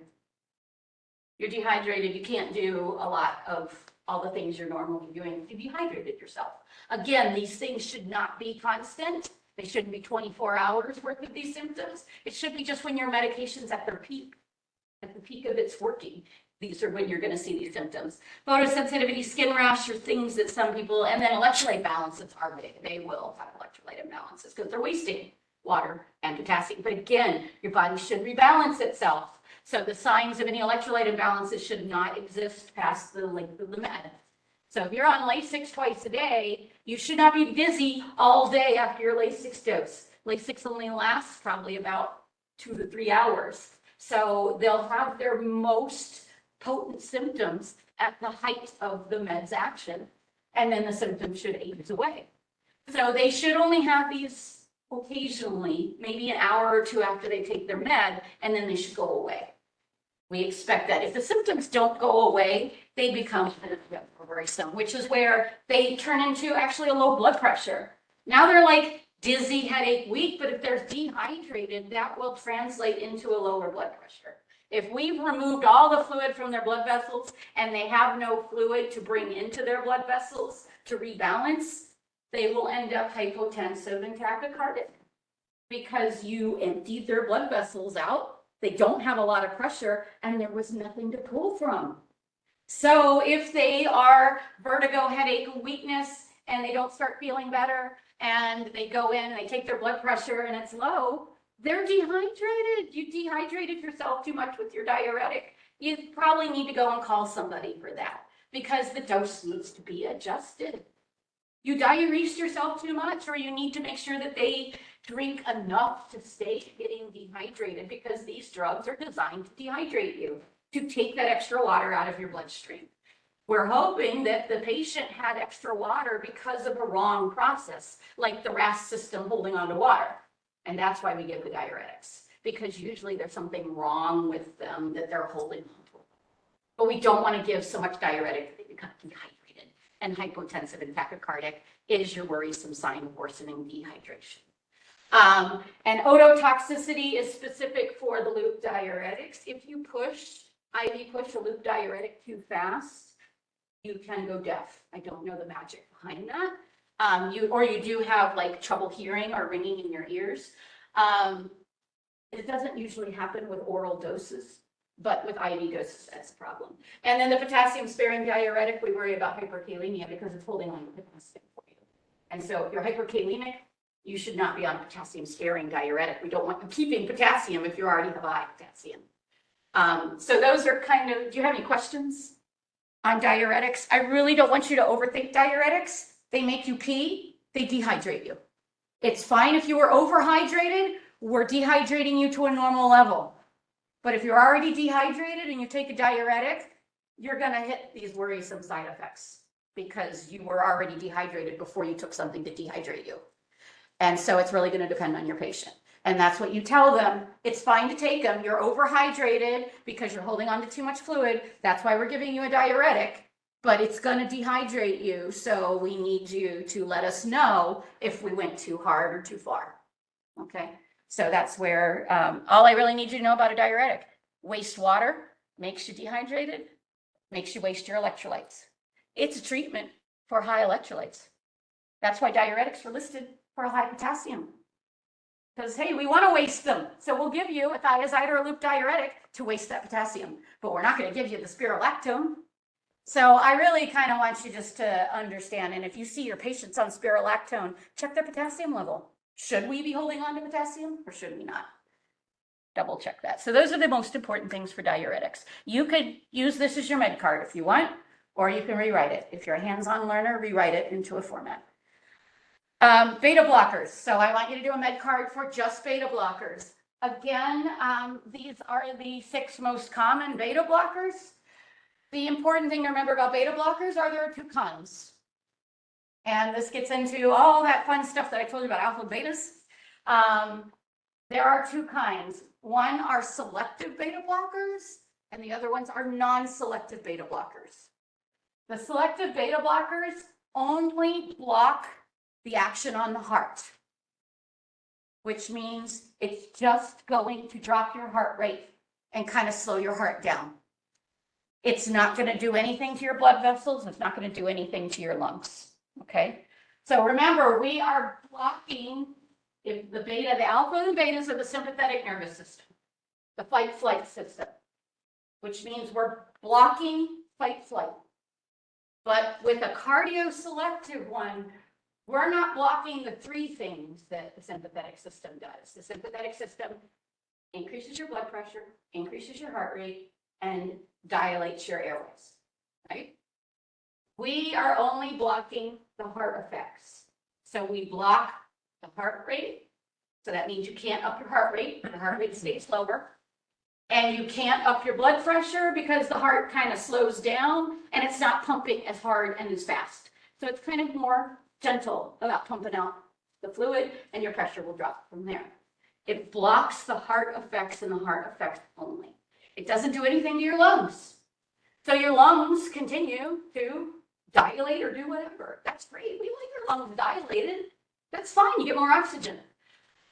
The non-selectives will do everything. They work on the heart, the lungs, and the blood vessels, so they're much more potent. They will decrease your heart rate. They will also decrease the cardiac output for the heart, but they also add more dilation to the blood vessel, and they block lung vasodilation, which is what a lot of people are like, wait a minute, why would you want to block lung dilation? We don't usually. And a patient that already has lung constriction from asthma, this makes it worse because we block that airway dilation process. And if your airways are already tight from asthma, it can make them worse. So patients with asthma and tight airways should not be on a beta blocker that's going to affect their lungs because it's going to do the wrong thing. It's going to tighten them even more because beta 2 receptors dilate your airways, and we blocked it, which means your airways are going to stay tight. And that is not a good finding for someone with already tight airways. So the moral of the story, these are great for everyone, but not for asthma patients. Asthma patients should be on a cardiac selective so we don't affect their lungs. Make sense? And that's really the only difference between the 2 beta blockers is whether they affect the lungs or not. Okay? And patients with asthma history or issues with their lungs, COPDers, or anybody that has lung disease should not be on a non-selective because it will keep their lungs from, their airways from dilating, and we don't want that to happen. Lung disease patients should not be on a non-selective beta blocker. Their doctor should know that, and they should prescribe appropriately, but we are always checking orders. So if we know our patient has a lung history and we see them on a non-selective, we should say, that might not be the best choice, sir, ma'am. Don't do that. My patient's going to end up wheezing really hard because we blocked the ability to dilate those lung airways, and they need that. So that's why a lot of people end up on these first because we don't want them. Yes? It's a random question. Why would it cause nightmares? I don't know. I was writing that out. I'm like, I'm not gonna be able to explain that. I don't know. Magic? Most of these things I can explain, but some of them I can't. And if you like finding out mysteries, I just didn't have the time to dig into that mystery. Sometimes the mystery is too complex to explain, but I did flip that one up. I don't know. But headache, anxiety, dizziness, these are usually just problems with, I think it must do something up in the brain because there's a lot of anxiety and nightmare, and I'm not sure what it does. The drugs are way more complicated than we give them credit for, but we are harnessing the blocking effects. We are basically saying, we know what the sympathetic system does. We don't want it to do that right now. We're blocking that. It is one way to drop your blood pressure, is to tell the heart to slow down. Slow down. You won't get as high of a blood pressure. So that's what beta blockers are for. They slow down your heart rate, lower your blood pressure, and they will constrict your airways a little bit, so be careful with them. Calcium channel blockers. Okay, well, we talked about calcium. What was calcium good for? What was calcium? What was the number one thing that calcium did? Contractions, including your smooth muscle, which are your vessels. So remember, if you're low on your calcium, you stay what? Contracted. And if you're high on your calcium, you stay relaxed. Well, we're kind of using that here to keep your blood vessels relaxed rather than constricted. And so what we do is we keep channel. Remember, I told you calcium, super fancy. The picture, it's just too complex. Calcium is very complex, how it moves in and out to create a contraction. But basically, when we block calcium from moving in and out of that wall channel, the channel that's in the vessel wall, when we block calcium from moving in and out, it can't contract. It just stays dilated. And that's great for your blood pressure. It doesn't really affect your cardiac muscle. The dose is not high enough to affect skeletal muscle contractions. The dose only affects your blood vessels. And that's what we harnessed it for. We found the dose that works to keep our blood vessels dilated. And that's what calcium channel blockers do. They keep your blood vessels dilated. It can't constrict down to vasoconstriction, and they stay just kind of at their normal or slightly dilated level, which is where we want them. If they were stupid, if they had a diastolic of 90, a calcium channel blocker will keep them dilated a little bit more, and that will bring our diastolic down to the nice 60 to 80 that we want. So calcium channel blockers work great. They are a great way to keep your blood vessels dilated out a little bit and remove that problem of vasoconstriction. So it really depends. The doctor needs to get in there and figure out what caused your hypertension and give you a treatment that will work for the right thing. Was your heart pumping too fast? Then we can beta block it. Is your vessels too constricted and your diastolic too high? Then let's open the vessels. You may need a combination of multiple things. But the beta blockers work on the heart, calcium channel blockers work on the vessel, and they are great. They also slow the heart rate down. They kind of dilate out the blood vessels in the heart, slow the heart rate down, so they have really good effects on the heart too. So calcium channel blockers are very nice drugs. They help your blood vessels and they help your heart if your heart and blood vessels are too tight and too crazy. They do calm everything down. I like the Mnemonic, a very nice drug, because the meds, they don't have a nice end. To help you remember them, all the beta blockers end in LOL. So, you got all little memes. Don't know if you're on a beta blocker, but all of them end in LOL. So as soon as you see an LOL, you're talking about a beta blocker. So I love when they do come together and they try to get a mnemonic together for you. Any LOL is a beta blocker. This one, they did not come up with a good mnemonic. Look at all these meds are all over the place. You'd think they would be like pines, but no, not all of them are named pines. Why can't they just put things together? So we came up with the mnemonic, a very nice drug, and the meds are amlodipine, verapamil. There's 2 NMEDs, nicardipine and nifedipine and diltiazem. I will test you I will tell you if the med is a channel blocker or not, probably on a test, because I want you to know the classes of the med, not specific. But as you get to work with patients, when you start seeing the verapamil, nifedipine, you'll start getting comfortable with them and more familiar with them. But there isn't really a good mnemonic to remember them other than a very nice drug. And that's just the first letters of the most common calcium channel blockers. Again, most of the side effects are exactly the same for all the antihypertensives because we're usually blocking something that the heart normally does or the vessels usually do. So if we are dilating them, they're at more risk for having a lower blood pressure and symptoms like orthostatic symptoms, not because we're removing fluid and making them dehydrated, but because we're vasodilating the blood vessels, and it just takes a little bit more to fill them. And so they do have some orthostatic changes, but again, these should not be long-term. They might just be at the peak dose of the med. And why does it cause peripheral edema? If you're not contracting, and so. Well, we're not contracting the blood vessels, and the blood vessels are really wide and dilated, and they like to leak when they get dilated, and they ooze. But also, when you're blocking these channels, fluid can flow in and out of these channels a little bit easier, and so fluid translocates across into the tissue. So we wouldn't be surprised to see some trace edema, but if they start building up a lot of edema, they shouldn't be building up edema on a calcium channel blocker, but it is a known worrisome side effect that maybe we're doing something too much with their blocking of their calcium channel.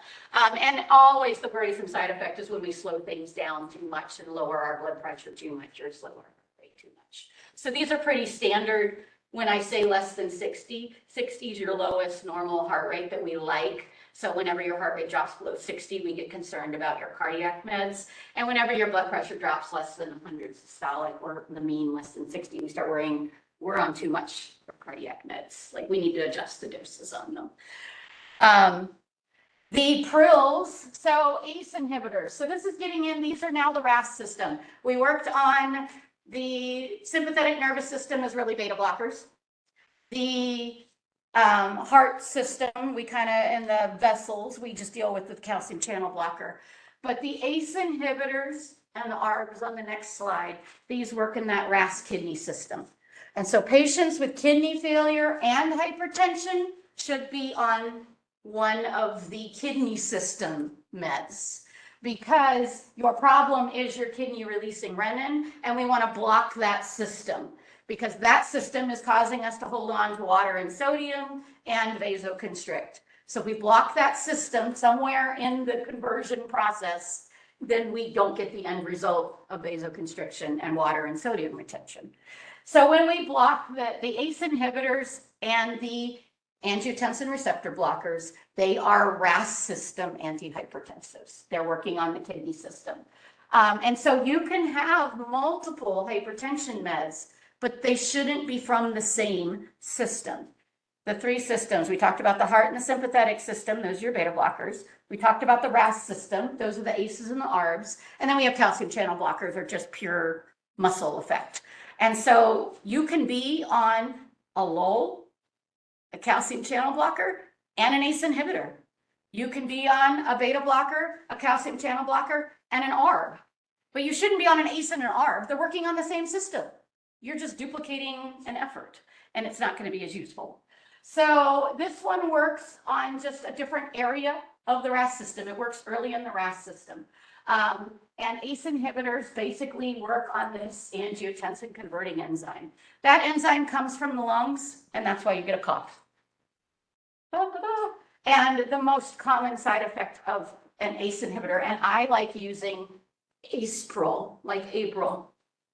I just get that the prills go with the ACE inhibitors. And so I just think of the month of April and Aprils. If you see anything with pril on the end, it's an ACE inhibitor. That's how I remember it. You can remember it however you want. But anything with pril on the end is an ACE inhibitor.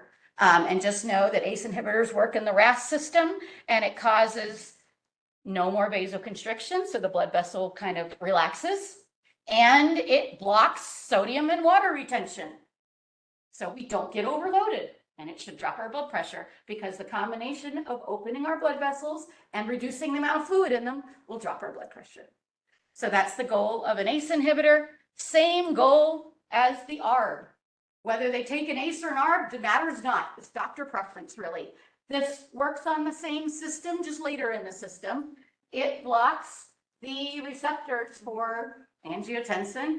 All it is going to do is it's going to block vasodilation, it's going to block the vasoconstriction, and it's going to block the sodium and water retention. Same exact effects as the ACE proles. These are TANs. I don't have a fun thing for ARB and TAN if you come up with something, but I don't know. I always think of somebody TAN, but it doesn't really go with ARB. But your ARBs are TAN, go with it. ACE-PROL and ARMS TAN, however you want to remember it, but ARBs are all TANs on the end. So you can really, other than those calcium channel blockers, you know exactly what kind of class the med is by looking at the end of the word. LOLs are beta blockers, PRILs are ACE inhibitors, and TANs are ARBs. Okay? And really, so you don't need to memorize a lot of names, just remember the ends. So TANs, PRILs, and LOLs are going to be with you for the rest of nursing school. And then the very nice drugs, you're just going to probably have to just get used to recognizing them as you see them on patients' MARS and stuff. But when you look them up enough and you realize they're calcium channel blockers, you'll know that they're antihypertensives. And so basically, those are our 4 classes of antihypertensives, 5 if you include the diuretics. And that's really what we're going over. That's what we're treating. So the doctor is going to prescribe them. All we do as nurses is make sure that they are appropriate. And that really we are checking when they are on multiple antihypertensives. We just want one from each class, but we don't want to duplicate the ACEs and the ARBs because they do the same thing. But if they don't like the cough of the ACE inhibitor, that dry cough, they switch them to an ARB. And so there is a lot of research on which ones work better with different things. Some work better with cardiac disorders and hypertension. Some work better with kidney disorders and hypertension. Physician preference. All you need to do is recognize them and know that they're antihypertensives. LOLs, PRILs, TANs, and very nice drugs. All antihypertensives, and I don't know what to tell you, they're gonna be with you forever. So you might as well start memorizing them now because they're gonna be there. In terms of the worrisome side effects, you can just cut it all down because look, they're all hypotension and bradycardia. I think I might have it's not hypotension and tachycardia, it's hypotension and bradycardia. Why am I doing that to myself? This is a typo. Sorry, cross out tachy and write bradycardia. And hyperkalemia because ARBs work also as potassium sparing. Because they work down at the end of the system in the kidney, this is where aldosterone, this is the aldosterone receptor, or angiotensin receptor and aldosterone receptor at the very end of the system. That's where it tells it to retain sodium. Well, the kidney can't usually do both. When it retains sodium, it wastes potassium.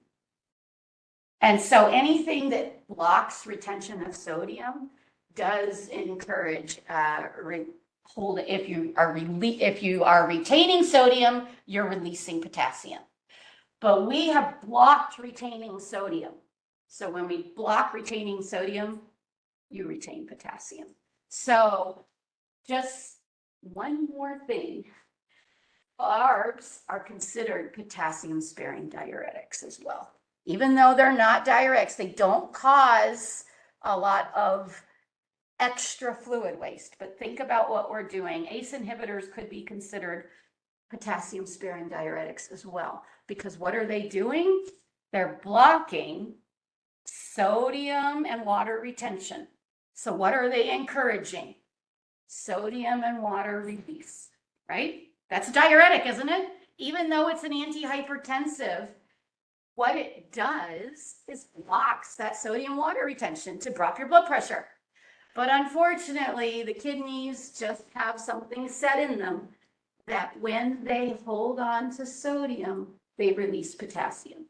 But if you reverse that and you block the holding of sodium and it's peeing out because you're losing sodium, you're losing water, these act as diuretics, even though they're not direct diuretics. They don't directly affect the kidney to make you pee, but they do prevent the kidney from holding on to water, which makes them pee out more.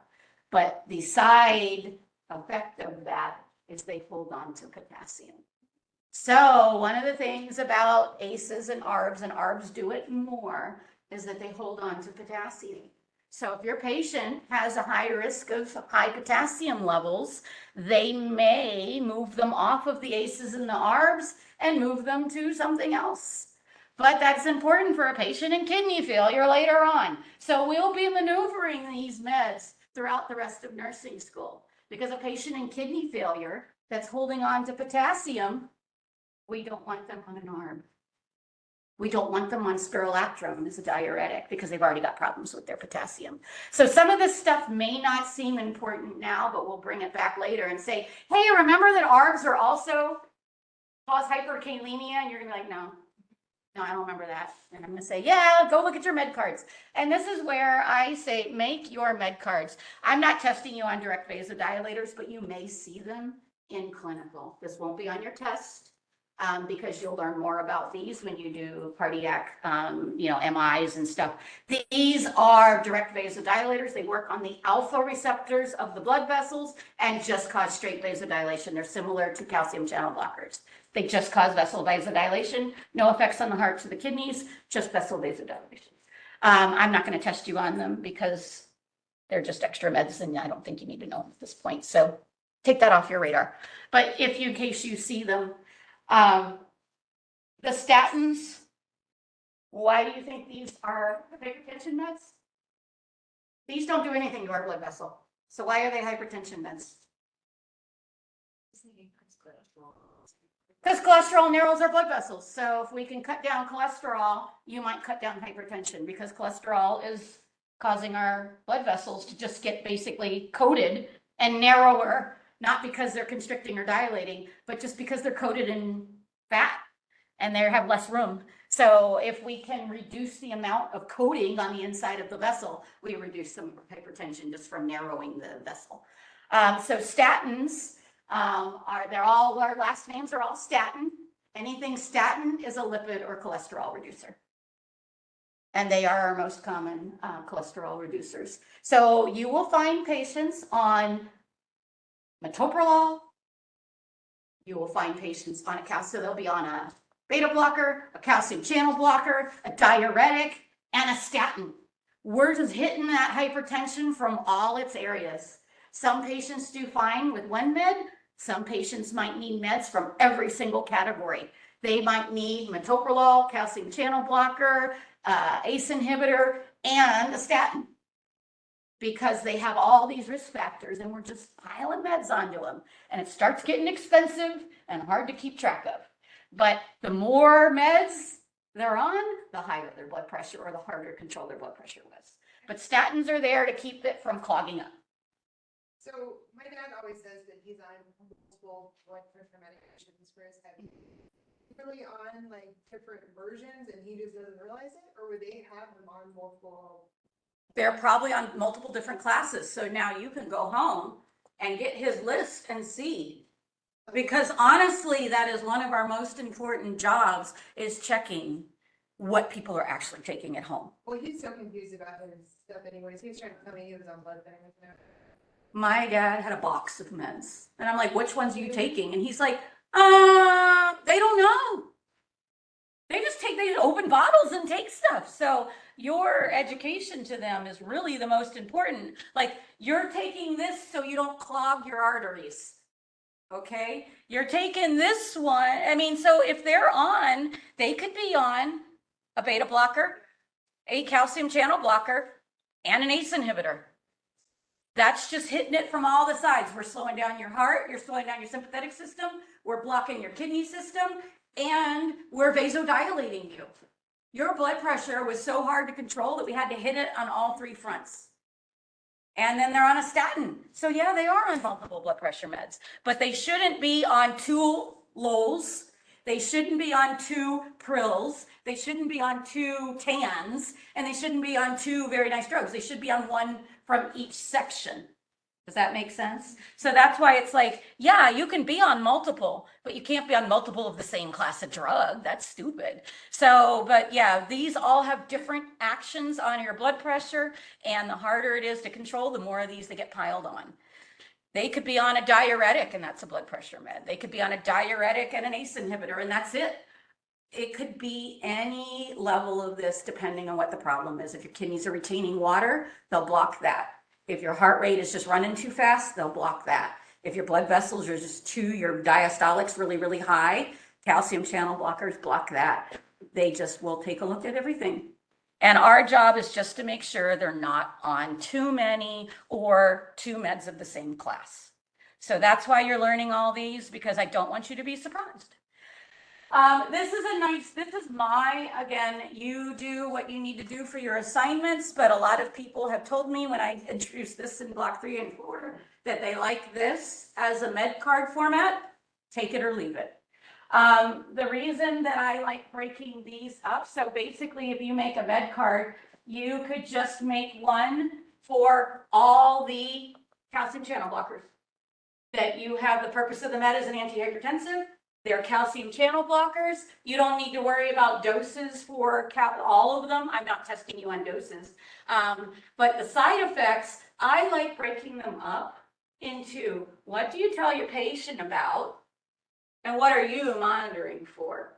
That, you know, because like if one of your side effects is like seizures, I'm not going to tell you. So monitor yourself for seizures. Point of that, you're monitoring for seizures.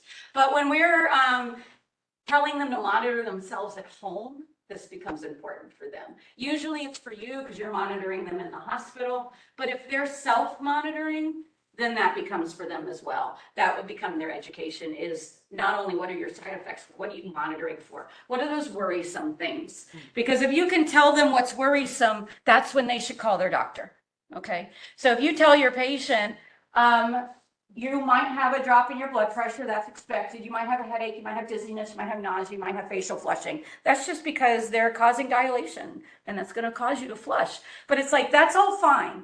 But if your heart rate drops, if your blood pressure drops below 100, if you start feeling confused or sleepy or fatigued or tired, or you stop peeing, call your doctor.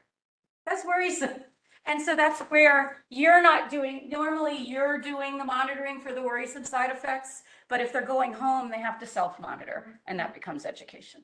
So that's how I like splitting up meds, and that might help you a little bit. And the other thing that a lot of med cards don't ask you to look at is the duration and the peak of the med.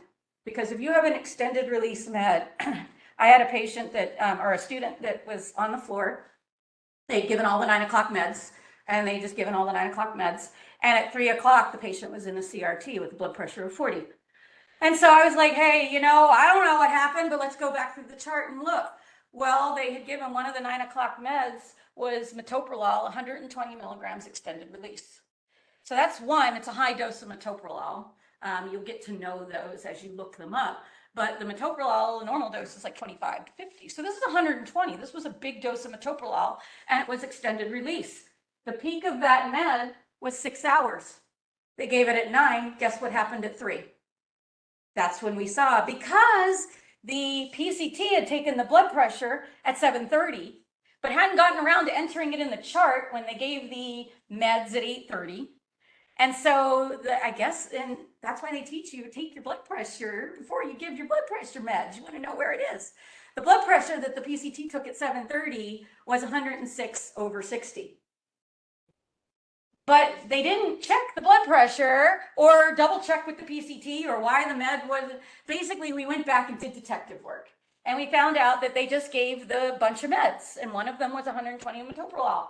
But if you had looked at the blood pressure or taken a blood pressure and seen that it was 100/60, maybe 120 of metoprolol was a little bit too much. And it should have been something that when they saw that lower end blood pressure, they shouldn't have given that big dose. And I said to the student, that's not on you, but it's on your nurse because you were giving them with your nurse.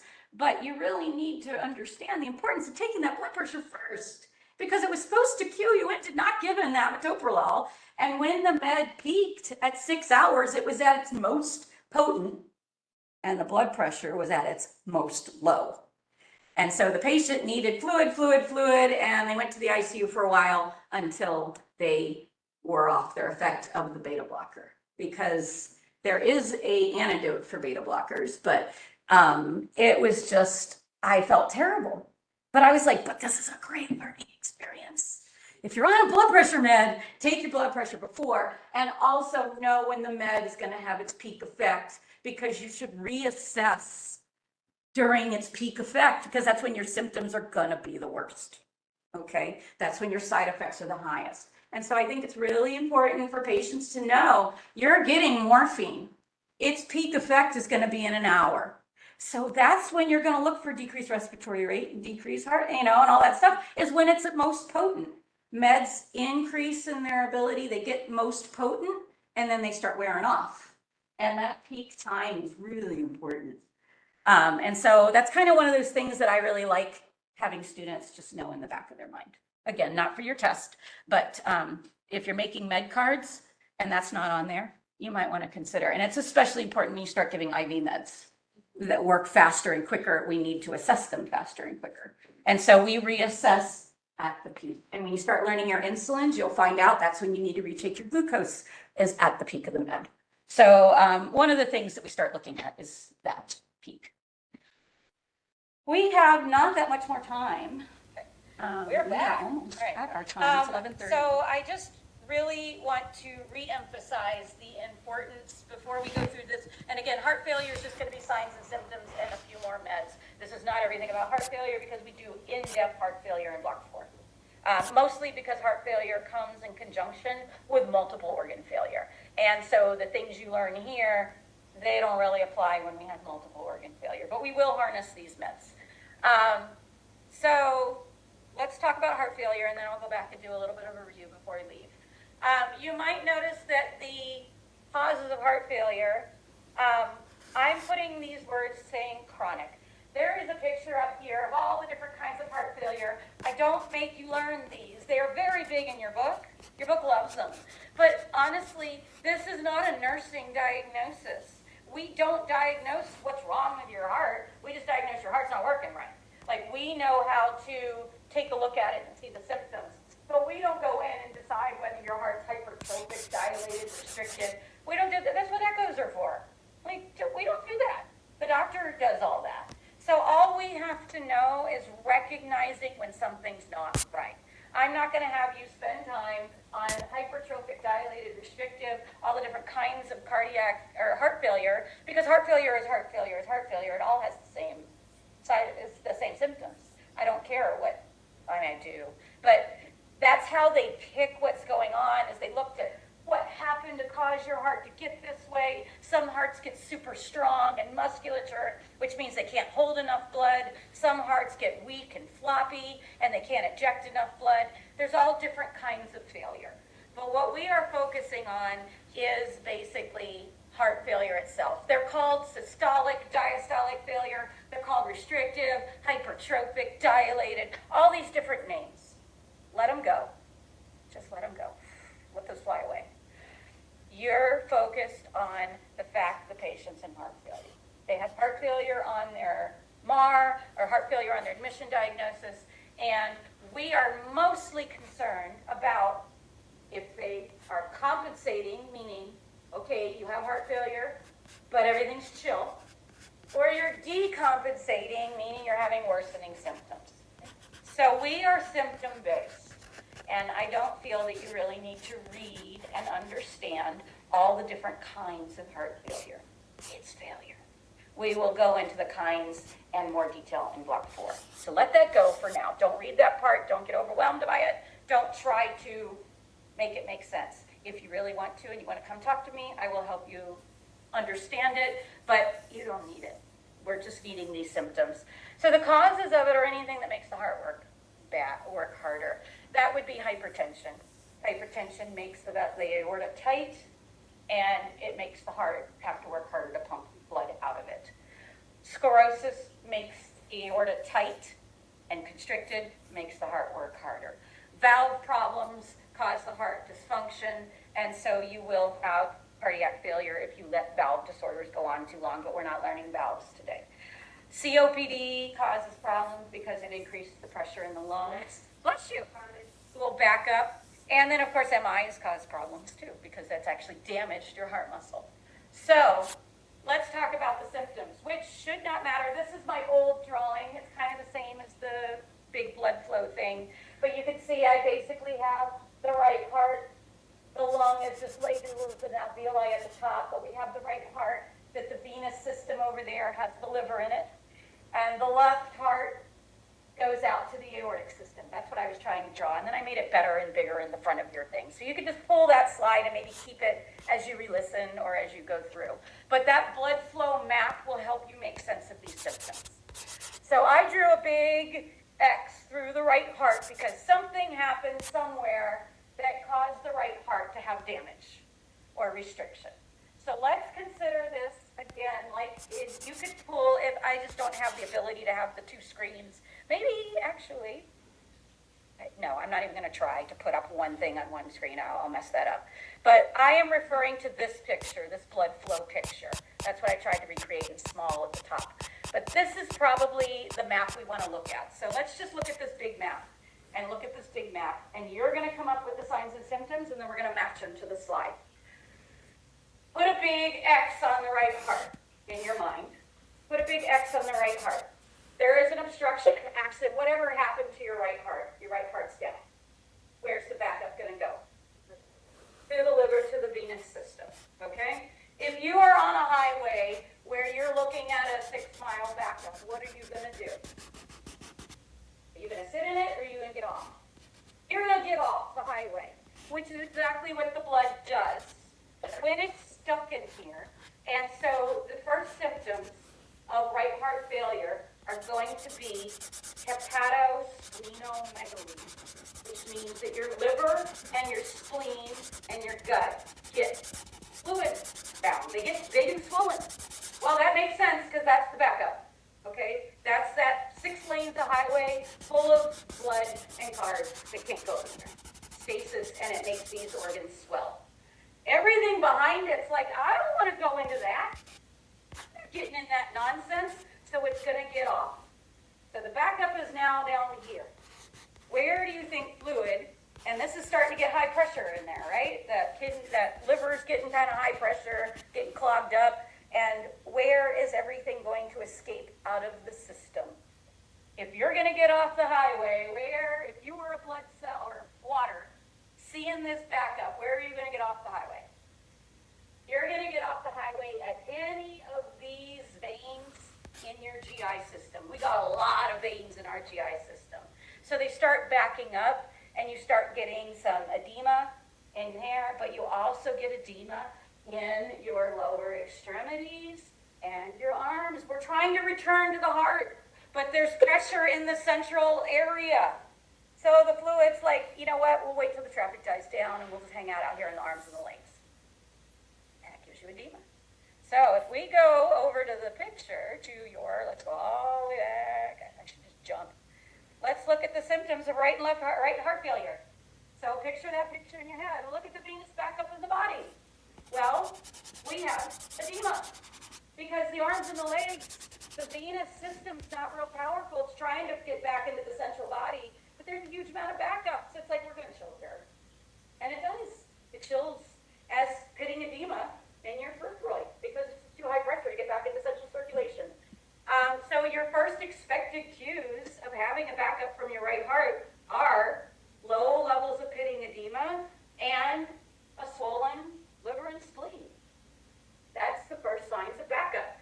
The blood will continue to back up as the pressure gets higher and higher or the heart fails more. You might get something called ascites, which is swelling of your abdomen. That is a third space because fluid has been pushed out into your peritoneal cavity, which is your belly. You get a lot of fluid, but your belly can hold so much fluid, so you never really see it. Decreased appetite. Why decreased appetite? Well, all that fluid is hanging out in the GI veins saying, we're engorged. You're not hungry. Because the veins are engorged. They think you're full. They're just, it speaks messages. You're full of fluid.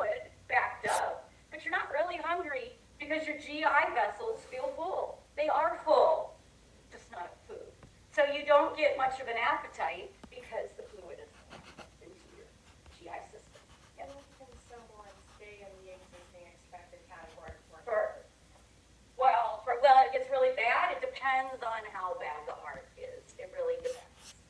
I can't give you a time. Some patients can stay in it in years. Some people can stay in it for hours. It really would depend on what the problem was in the brain. Yeah.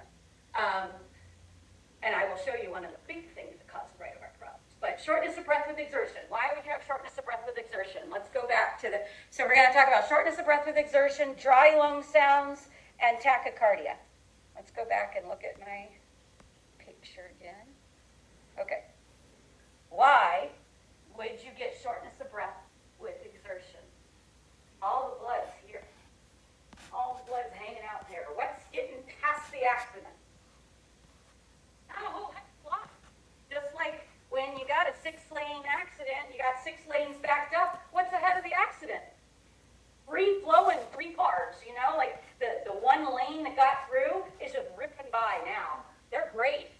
But that's the problem, is not a lot's getting by. So just like an accident on the highway going down to 1 lane, that's what's happening here when you have a right heart in trouble. You may have 3 lanes getting by. You may only have 1 lane getting by. It's going to depend on how big the damage in that right heart is. But what ends up coming out of the right heart is less traffic, right? Because most of the traffic got backed up.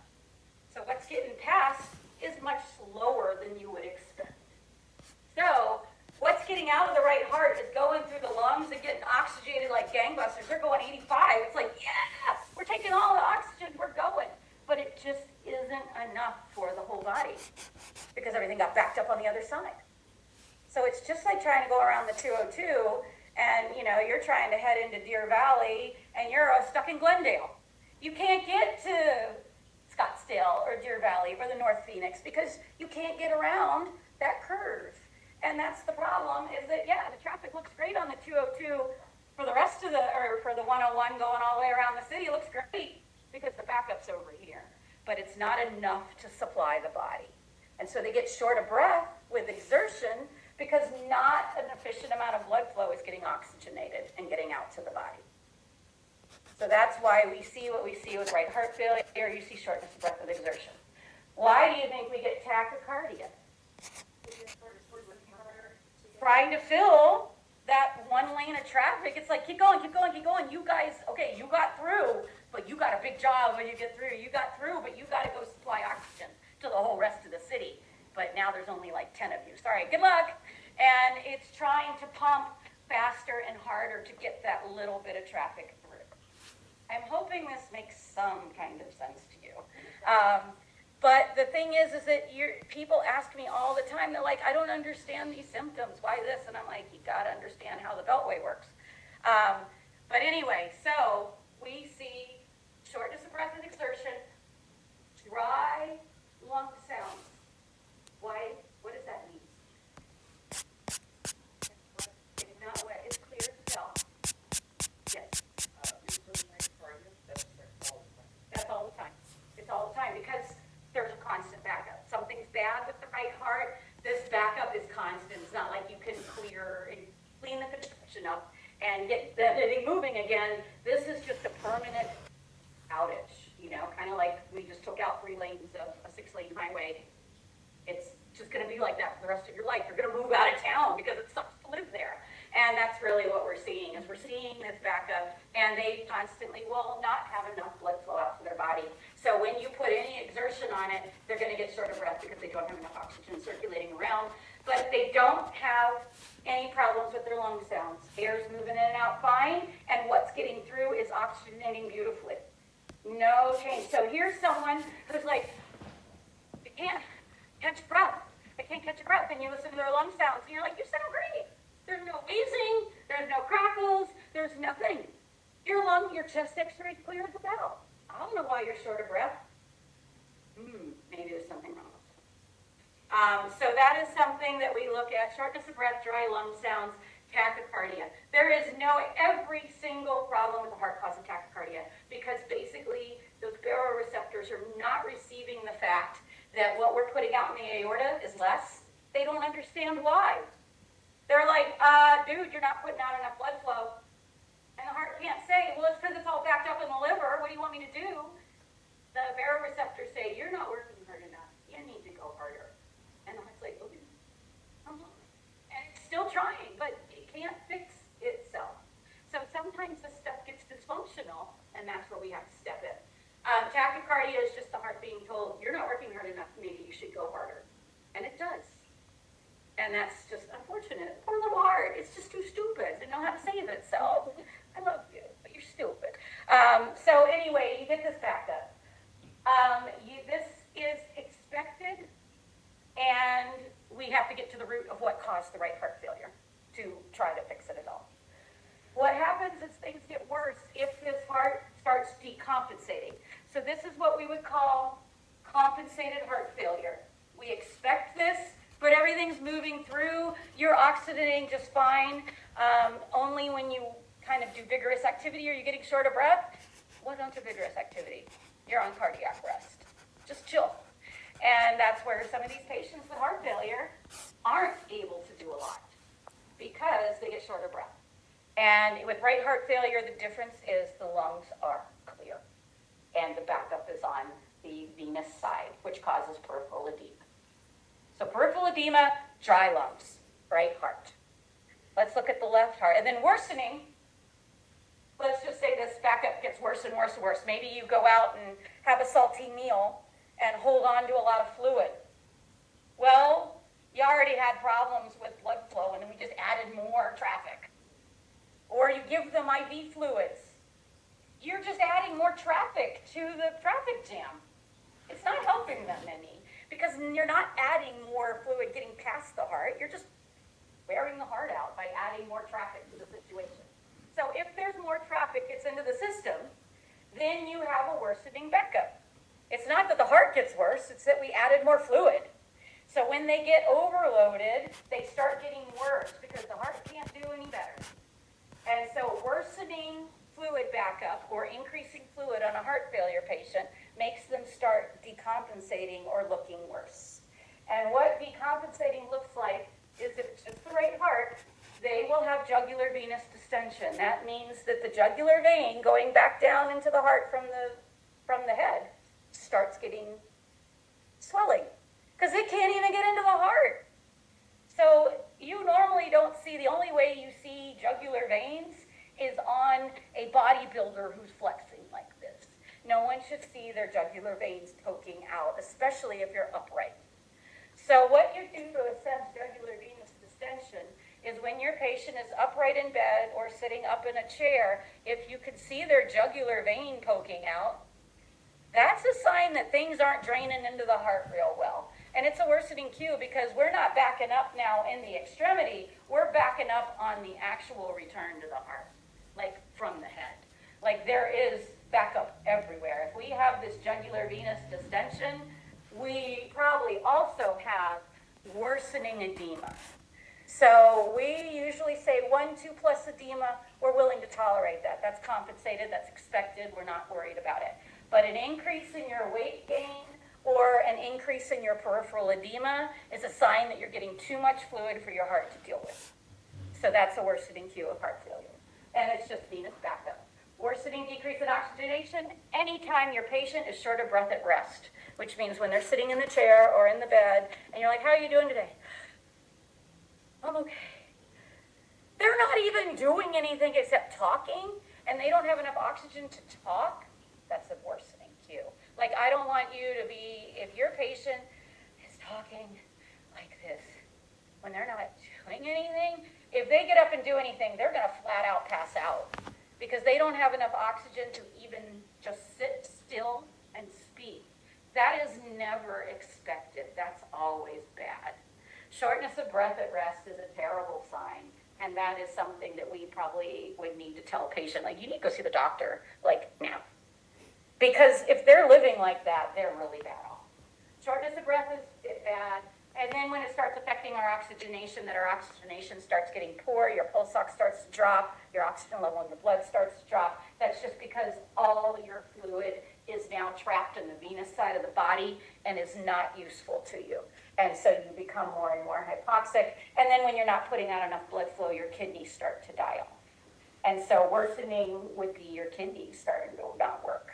That's, wow, we weren't putting out enough blood flow to even get us oxygen to speak or to get our kidneys to function. Like, our blood flow is bad. Pretty sure your head's probably not working real well either. You're probably getting confused, and you might get more lethargic and sleepy because you're not perfusing your brain. These patients probably don't have very good maps. They don't have very good blood pressure because what's getting out of the heart is not enough. They're getting worse. And then their tachycardia is getting worse and it becomes even more problematic. That's the high end of tachycardia, like tachycardia, the low end of what we expect, you know, like normal's up to 100. 100 to 120, we kind of watch it. Over 120, we're like, this is the problem. Because once your heart rate goes over 120, your heart's not pumping very well at all. So that's this right heart failure, and I hope that this makes sense. Left heart failure, and I put a little remit together for you if you like them. If you don't like them, you just toss it. It just repeats everything that we put here. Again, these are your major ideas here that I need you to pay attention to. I might have a few questions about what you would tell a patient that looks like this to do, and that is just basically, you need to rest, especially if you're getting worse. You don't have enough oxygen. Rest. Cluster your patient care. Don't stress them out. Don't keep going in their room. They're just basic common sense things that you could do for someone that is fluid overloaded and not acting well. And then the teach and communicate. Oh, here's the links. So there were some, the DASH diet is linked there with the Heart Healthy diet. So if you wanted to see more details, I did put a link to the Heart Healthy diet. And then there is symptom tracking, which are just the symptoms I'm telling you about. If we click on this, these are the same symptoms you're learning, just in a format for patients, which means it's in a great format for you guys.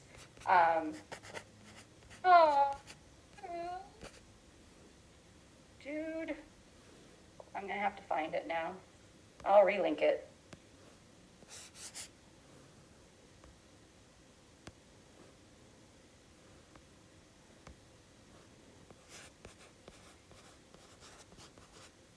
I'll find the right one. Maybe. Oh, here it is. This is the one I put in it.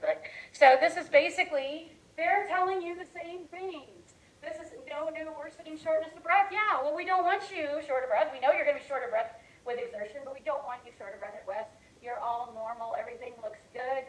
But we are looking for, are you coughing? Are you getting worse short of breath? Are you getting worsening edema? Are you getting weight gain? Swelling in the abdomen? Now this makes sense because we're looking for that backup. We're having the patient look for that backup, but we're just explaining it in like a fun little picture way. But it's the same thing you need to learn. This is your expected cues, these two. And then your worsening cues are the cough gets worse, you get short of breath at rest, you're starting to have increased swelling of your abdomen, weight gain, your brain's not working, you're losing appetite because you're getting more swelling into your abdomen, you're having trouble sleeping, you're not able to lie flat because the fluid is backing up. So it's kind of like we're seeing the same symptoms, and this is what we're tracking.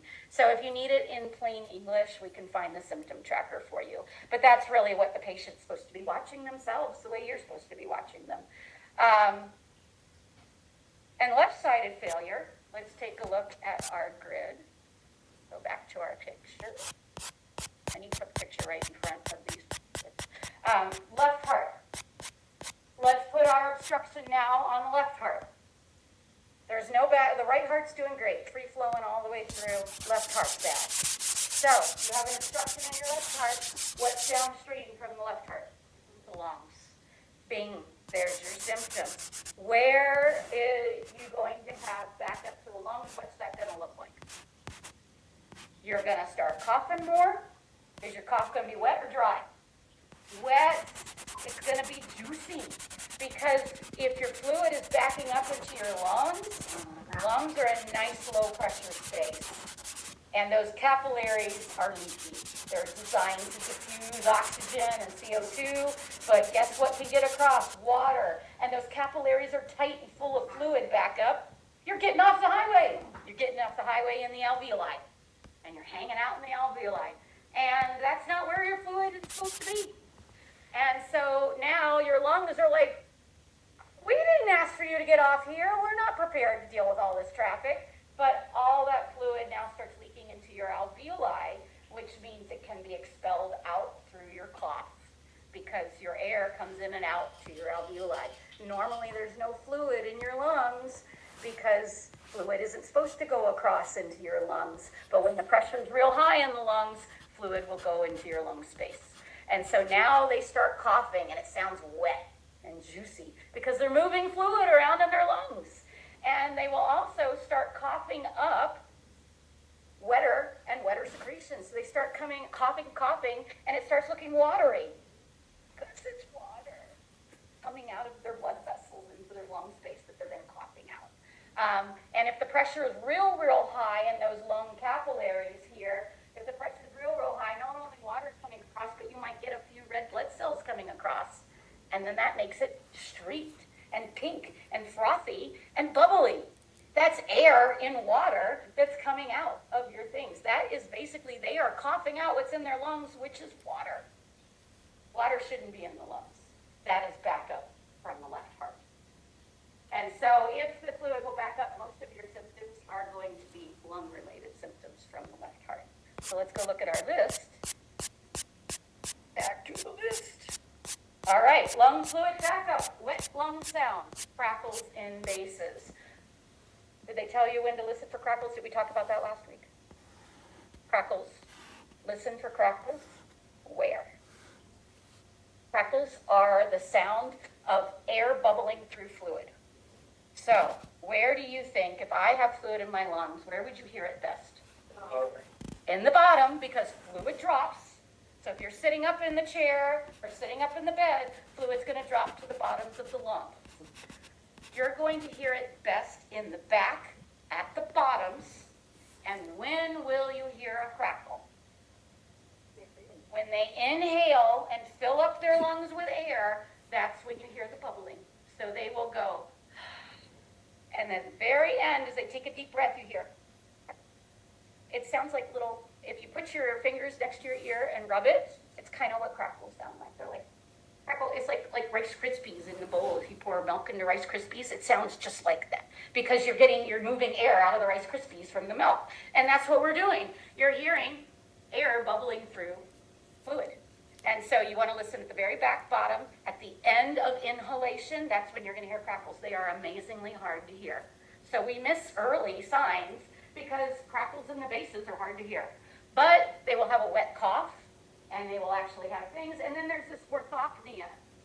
That means that they cannot lay flat. They don't do well laying flat. Why don't they do well laying flat? What happens to fluid when you lay flat? It kind of bathes up and down. And so they have more trouble breathing laying flat. So they need to sit upright and keep the fluid kind of pooled at the bottom of their lungs. And so orthopnea just means that they have trouble laying flat. They'll call it 1 or 2 pillow orthopnea, meaning that they have to sit up 1 or 2. They put 2 pillows behind their back in order to breathe well. Some patients need to sleep in their recliner in order to breathe well. If you have family members with heart failure, you're probably feeling this right now. But they have trouble laying flat. That is expected because they're going to have fluid back up in their lungs. Shortness of breath with exertion, again, the same reason. With right heart failure, it was because not enough blood flow was getting oxygenated. With left heart failure, it's because fluid's blocking oxygenation.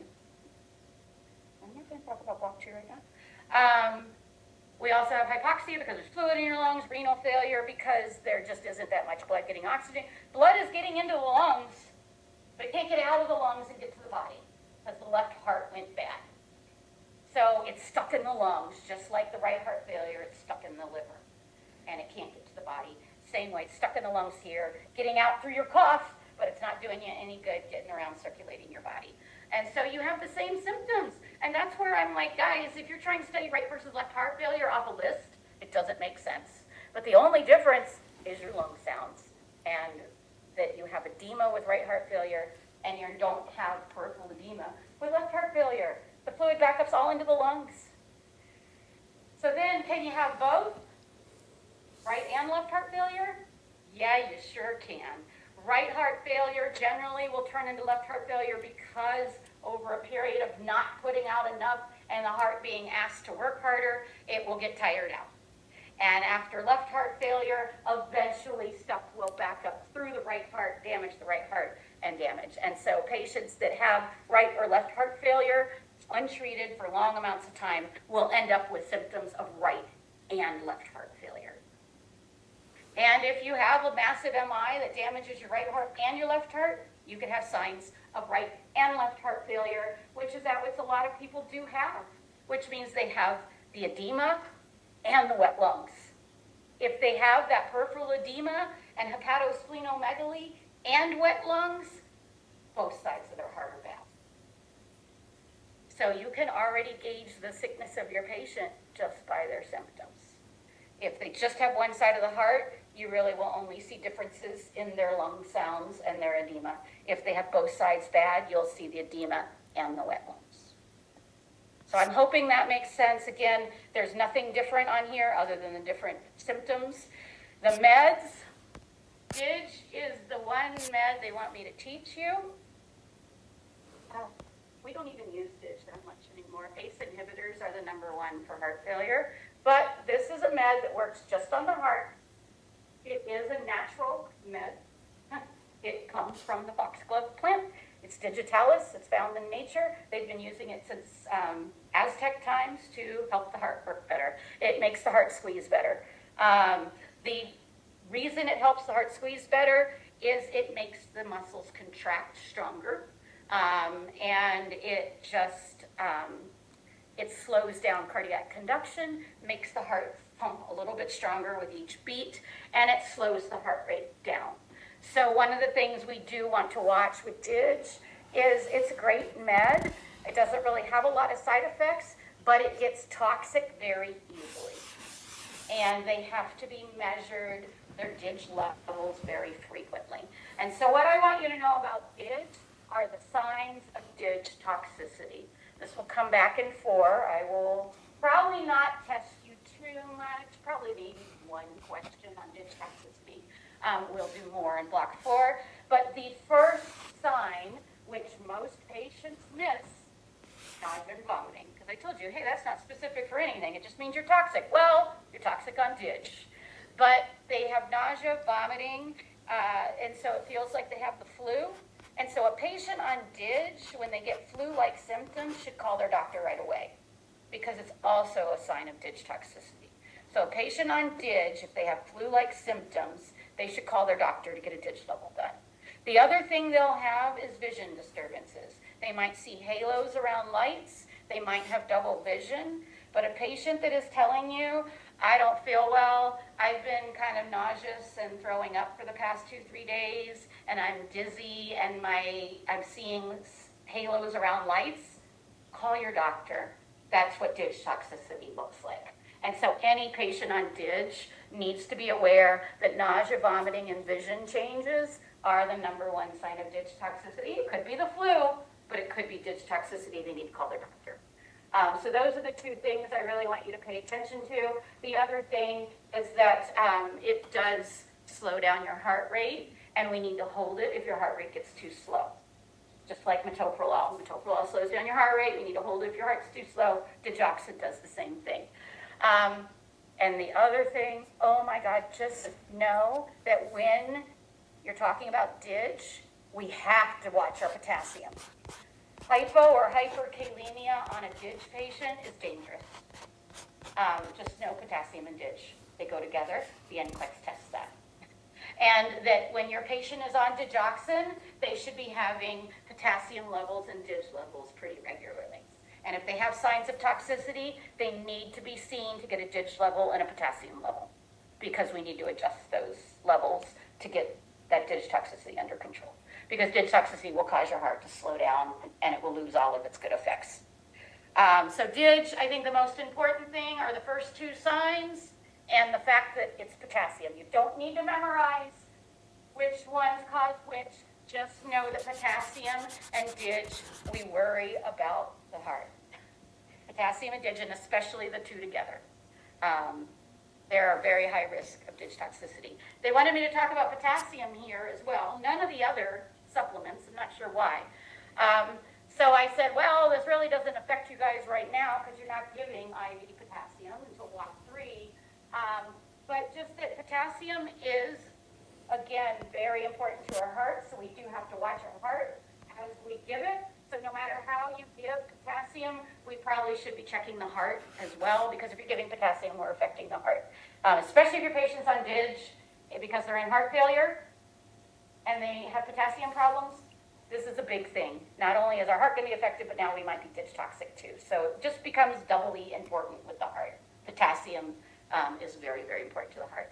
If you're giving it with, if you're giving potassium, basically potassium is acidic and it hurts a lot. It makes people nauseous. It makes people feel bad. It comes in these big old horse pills and nobody likes taking them. It comes in powders. If you're putting it powders, because it's acidic, it's best absorbed acidic. It likes being with acidic things. So give potassium with juices, with like orange juice, grapefruit juice, like those sorts of acidic juices, lemonade, lemon juice, anything acidic, potassium goes real well and gets tolerated a little bit better. And I'm not going to test you on this. This is for block 3, but there is a definite limit on how much we can give potassium, because if you give potassium too fast, it can stop your heart.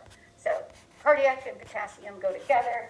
I'm not going to test you on this, but we never, ever, ever, ever, I guess this is a safety and a #1 safety thing for NCLEX, and so they want us to introduce to you now. Potassium should be given orally with acids, but if you have to give it IV, it's very limited. It's very toxic to the vessels. Very, very toxic to the vessels. It hurts going in, and it is necrotic to the tissues if it infiltrates. So you got to be really careful when you're giving your patient IV potassium replacement. So if you go to clinical and they're giving your patients IV potassium, maybe refer to this slide as your med card for potassium, because we are very, very careful with our potassium replacements. It will cause cardiac issues if we give it too fast. So it has to be given very, very slowly. It is dangerous and hurts the tissues, and we never, ever, ever give it IV push. So if you have a nurse in clinical that's like, I'm going to give my potassium IV push, I want you to call your instructor and be like, someone's going to die. It was actually, and I shouldn't say this for the recording, but they used to give, and my husband knows about it, they used to give potassium out in vials of like 20 to 40 milliequivalents. You pull up in a vial and dilute it. They didn't allow that anymore because that was my perfect crime. And I told him that. I'm like, dude, I'm bringing a vial of potassium home, and you're never going to know. Huh? It is a lethal injection. It is a lethal injection. They stop hearts with a potassium bath. And that's how they do it in cardiac surgery. They'll bathe the heart in potassium. So I told my husband, I'm like, it'll be quick and fast when I decide to kill you. I'm just going to take 40 milliequivalents and push it, and you're gone. And he was like, and I'm like, and nobody would notice, because as you die, your cells all lyse and release all these. Nobody will notice the high potassium. I just won't call anybody for like 4 hours. You'll be good. And he was like, I like that. Anyway, so just know that potassium is dangerous and toxic to the vessels, and that we give it with acid-based. And I'm going to kill. Well, I can't anymore because they don't give you vials of potassium. So I had to come up with something else, and I haven't come up with it yet. Insulin's good, but they contract that. It doesn't disappear, and it doesn't come out of cells sliced. So I tried that. I've already been there, done that. Yeah, we joke. He's a paramedic. Yeah, we're both crazy, so don't worry. All right, and I probably recorded that somewhere before. It won't work now though, because you can't get vials of potassium. Somebody must have done it. This is our last big thing, and then I'm going to let you go. This is something that I wish I could get to you guys earlier, and so I did, and so I made this slide. If you downloaded this last night, this slide might not be on your downloads from last night. I uploaded it just late last night because I was working on it. It's there now, so if you click on the module and you re-download it, these slides are on there. But these are, I need to give you information on anticoagulants and antiplatelets. And those are huge meds. We give them all the time. And so this slide is very busy. The thing I need you to take away from it is that clotting involves 2 different cascades. There's a quick there's a quick plug, which is a platelet plug.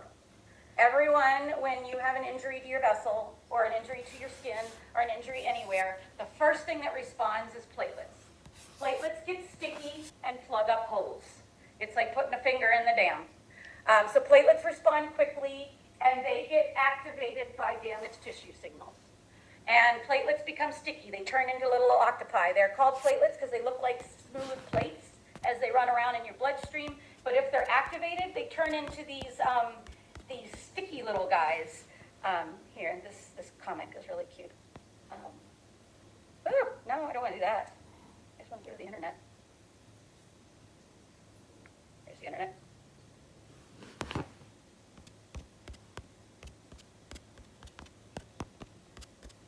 These are, this is one of my favorite pictures. This is, and it didn't show them getting activated, but their little arms and legs popping out. When they get activated, they literally change their wall and they become sticky.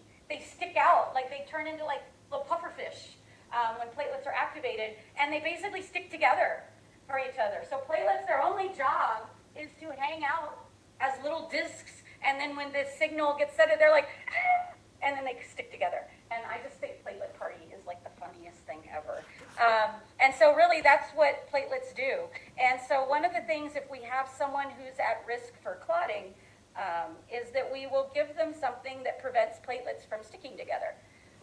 And so this may be important for cardiac patients and things, because patients with static blood flow or blood that's getting stuck in places that heart failure patients do, when blood flow gets stuck, it's much more at risk for getting clumpy and clotty. And so when patients have heart failure or have damaged vessels that might send these signals, like hypertensive vessels might be damaged by the pressure and start sending these signals out. So a lot of damaged hypertensive vessels and blood that's clotting and sitting stasis in your tissues and stuff might clot. And so a lot of patients with hypertension or heart failure might be on anticoagulants and antiplatelets.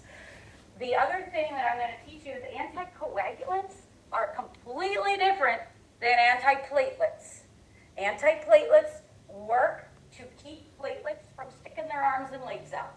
They change the wall of the platelet so they can't activate, which means you don't get a platelet plug very easily.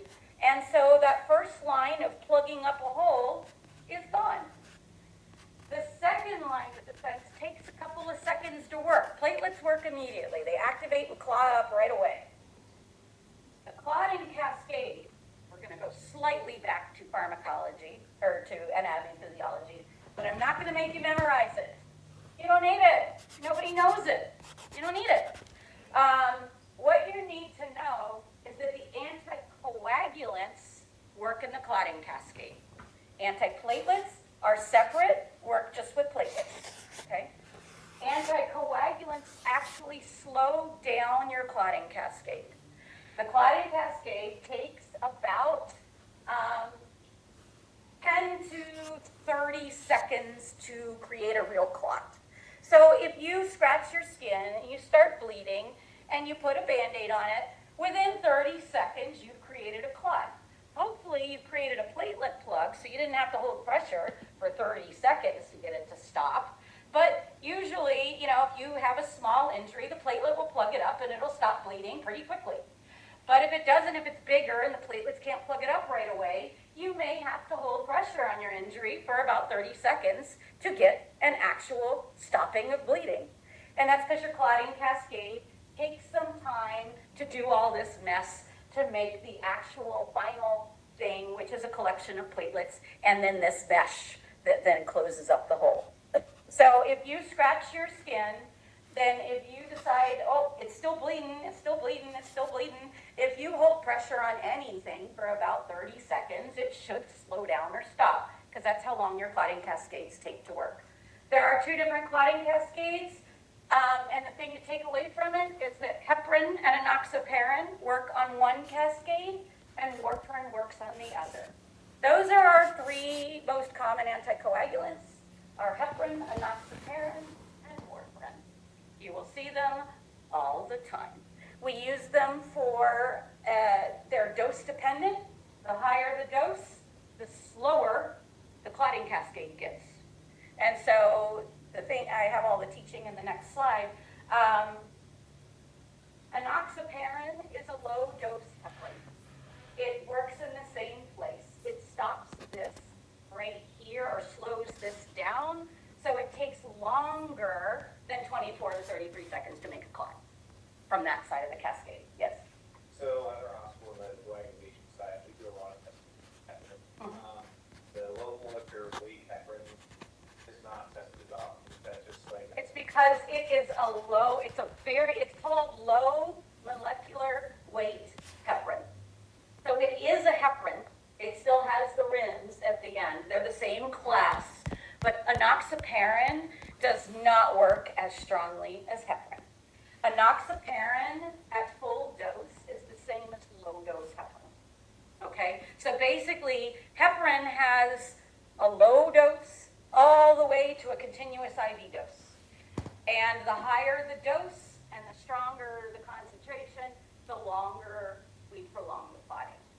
So what we are doing with enoxaparin and low dose heparin is just slowing the system down a little bit so that we don't clot as easily. But we still want clotting to happen, right? So that's why when they have like a critical result on the heparin, if they say after from reflux, that's part of the problem.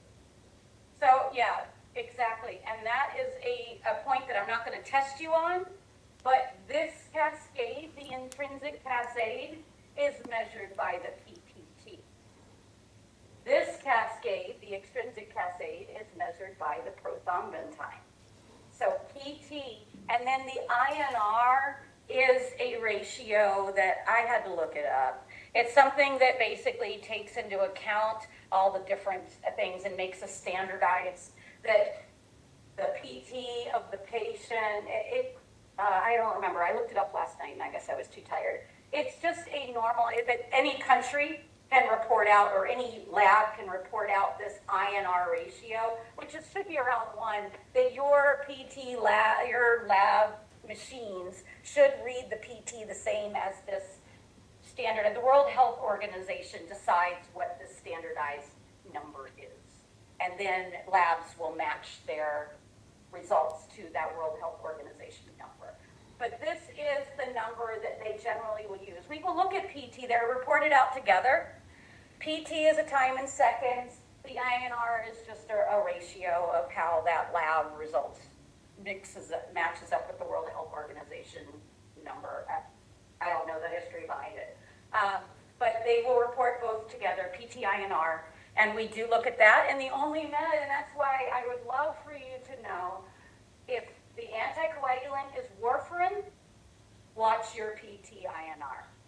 If your anticoagulant is enoxaparin or any dose of heparin, you're watching your PT, or labs are now watching the anti-XA time, which is related to the PTT. So you may see that heparin has an anti-XA protocol, and they will run a lab called the XA. So we just call it heparin, but we have anti-XA. Anti-XA just means enoxaparin or heparin. I mean, but they will do, we watch the PTT and we will adjust the dose of these anticoagulants to get the slowing that we want. The normal is 24 to 33 seconds, it varies. But if we want to slow down, so like if you have a risk of a DVT, you've got some sluggish blood return, and there's a high risk of you clotting because this blood's kind of stuck somewhere, we just slow down the clotting cascade so you don't have as many clots being built. And it prevents deep vein thromboses or clots from stagnant blood. So a lot of patients that have a risk of stagnant blood will be on an anticoagulant or an antiplatelet or both. But you can't be on 2 antiplatelets, or you shouldn't be on 2 antiplatelets or 2 anticoagulants. Just like you shouldn't be on 2 beta blockers. You shouldn't be on, well, warfarin's its own, but you shouldn't be on enoxaparin and heparin. They're the same thing. Just up the dose of something. Don't give 2 meds. They're the same thing. Don't give meds of the same class. Don't duplicate a class of meds. And so really the important thing to take away, enoxaparin and heparin are measured with PTT. Warfarin is measured with PT-INR. Platelets are just measured with platelets. There is no, and because it changes the platelet wall, your platelet count does not reflect whether your platelets work or not. You can have a platelet count of 600, but we've changed the wall of all those platelets and none of those platelets can activate. So they may not be able to create a platelet plug. The med teaching for all of this is all of them slow down or stop your clotting process somehow. And bleeding, it takes longer to stop. So tell your patients, or you know, if your patient's on heparin, enoxaparin, warfarin, or any of the antiplatelets, you're going to have to hold pressure for a while because their clotting cascade is prolonged. So let the patients know that they're going to have to hold pressure. They get a cut, they might have to hold pressure for a while before it stops. Everything is prolonged. Their clotting times are prolonged. The worrisome side effects are any bleeding that lasts longer than 10 minutes that you can't get under control, or any serious bleeding. Bleeds of the head, bleeds of the gut, bleeds of the just general, GI bleeds, bleeding in your urine or stool, headache or news onset confusion could be a head bleed. And the longer and the higher the doses they're on, the higher the risk of a severe bleed. Most patients on anticoagulants or antiplatelets just get more bruising, they might get more bleeding of the gums, they might get nosebleeds, and it just takes longer to stop. They're just more at risk for bleeding, and they're more at risk for not clotting as quickly. Because we gave them something to slow it down. It's expected, but they need to know how to manage it, and they need to know what's terrible is the bleeding won't stop over 10 minutes. No one should be anticoagulated to the point that they don't stop bleeding. Like, no med can take away all of our anticoagulation. And if the only one that does is EPA, which is like our own anticoagulant. So really, patients that are bleeding after 10 minutes or having signs of a bleed in one of your organs, they need to. And that's really all the education I have for you today, which was enough. What is the half-life of heparin? It's dose dependent. It's so dependent. So if somebody comes in, they're doing like a one-time dose of heparin. It should be, yeah, I'd have to look up the duration. I'd have to look it up. I don't put that in my head. That's what drug books are for. I would have to look that up, or I call pharmacy and I talk to, what's your name, Doctor? He's like, no, your lab. He's like, pharmacy. Is anyone pharmacy in here? I call pharmacy all the time or go talk to the pharmacist on the unit. I'm like, dude, I'm too lazy to look at my book. What's the half-life of heparin? But yes, so if you're staying for 102, I'll see you back here a little after 1, and we'll go over some questions. But I will publish questions on the page for you guys to practice some questions for your test and know kind of what questions I'm going to ask on your test. So before you get to your test, so you boost up your learning. And so that's why I'm going to design a collection of questions that you can test your learning. And will be similar to what I'm going to ask you.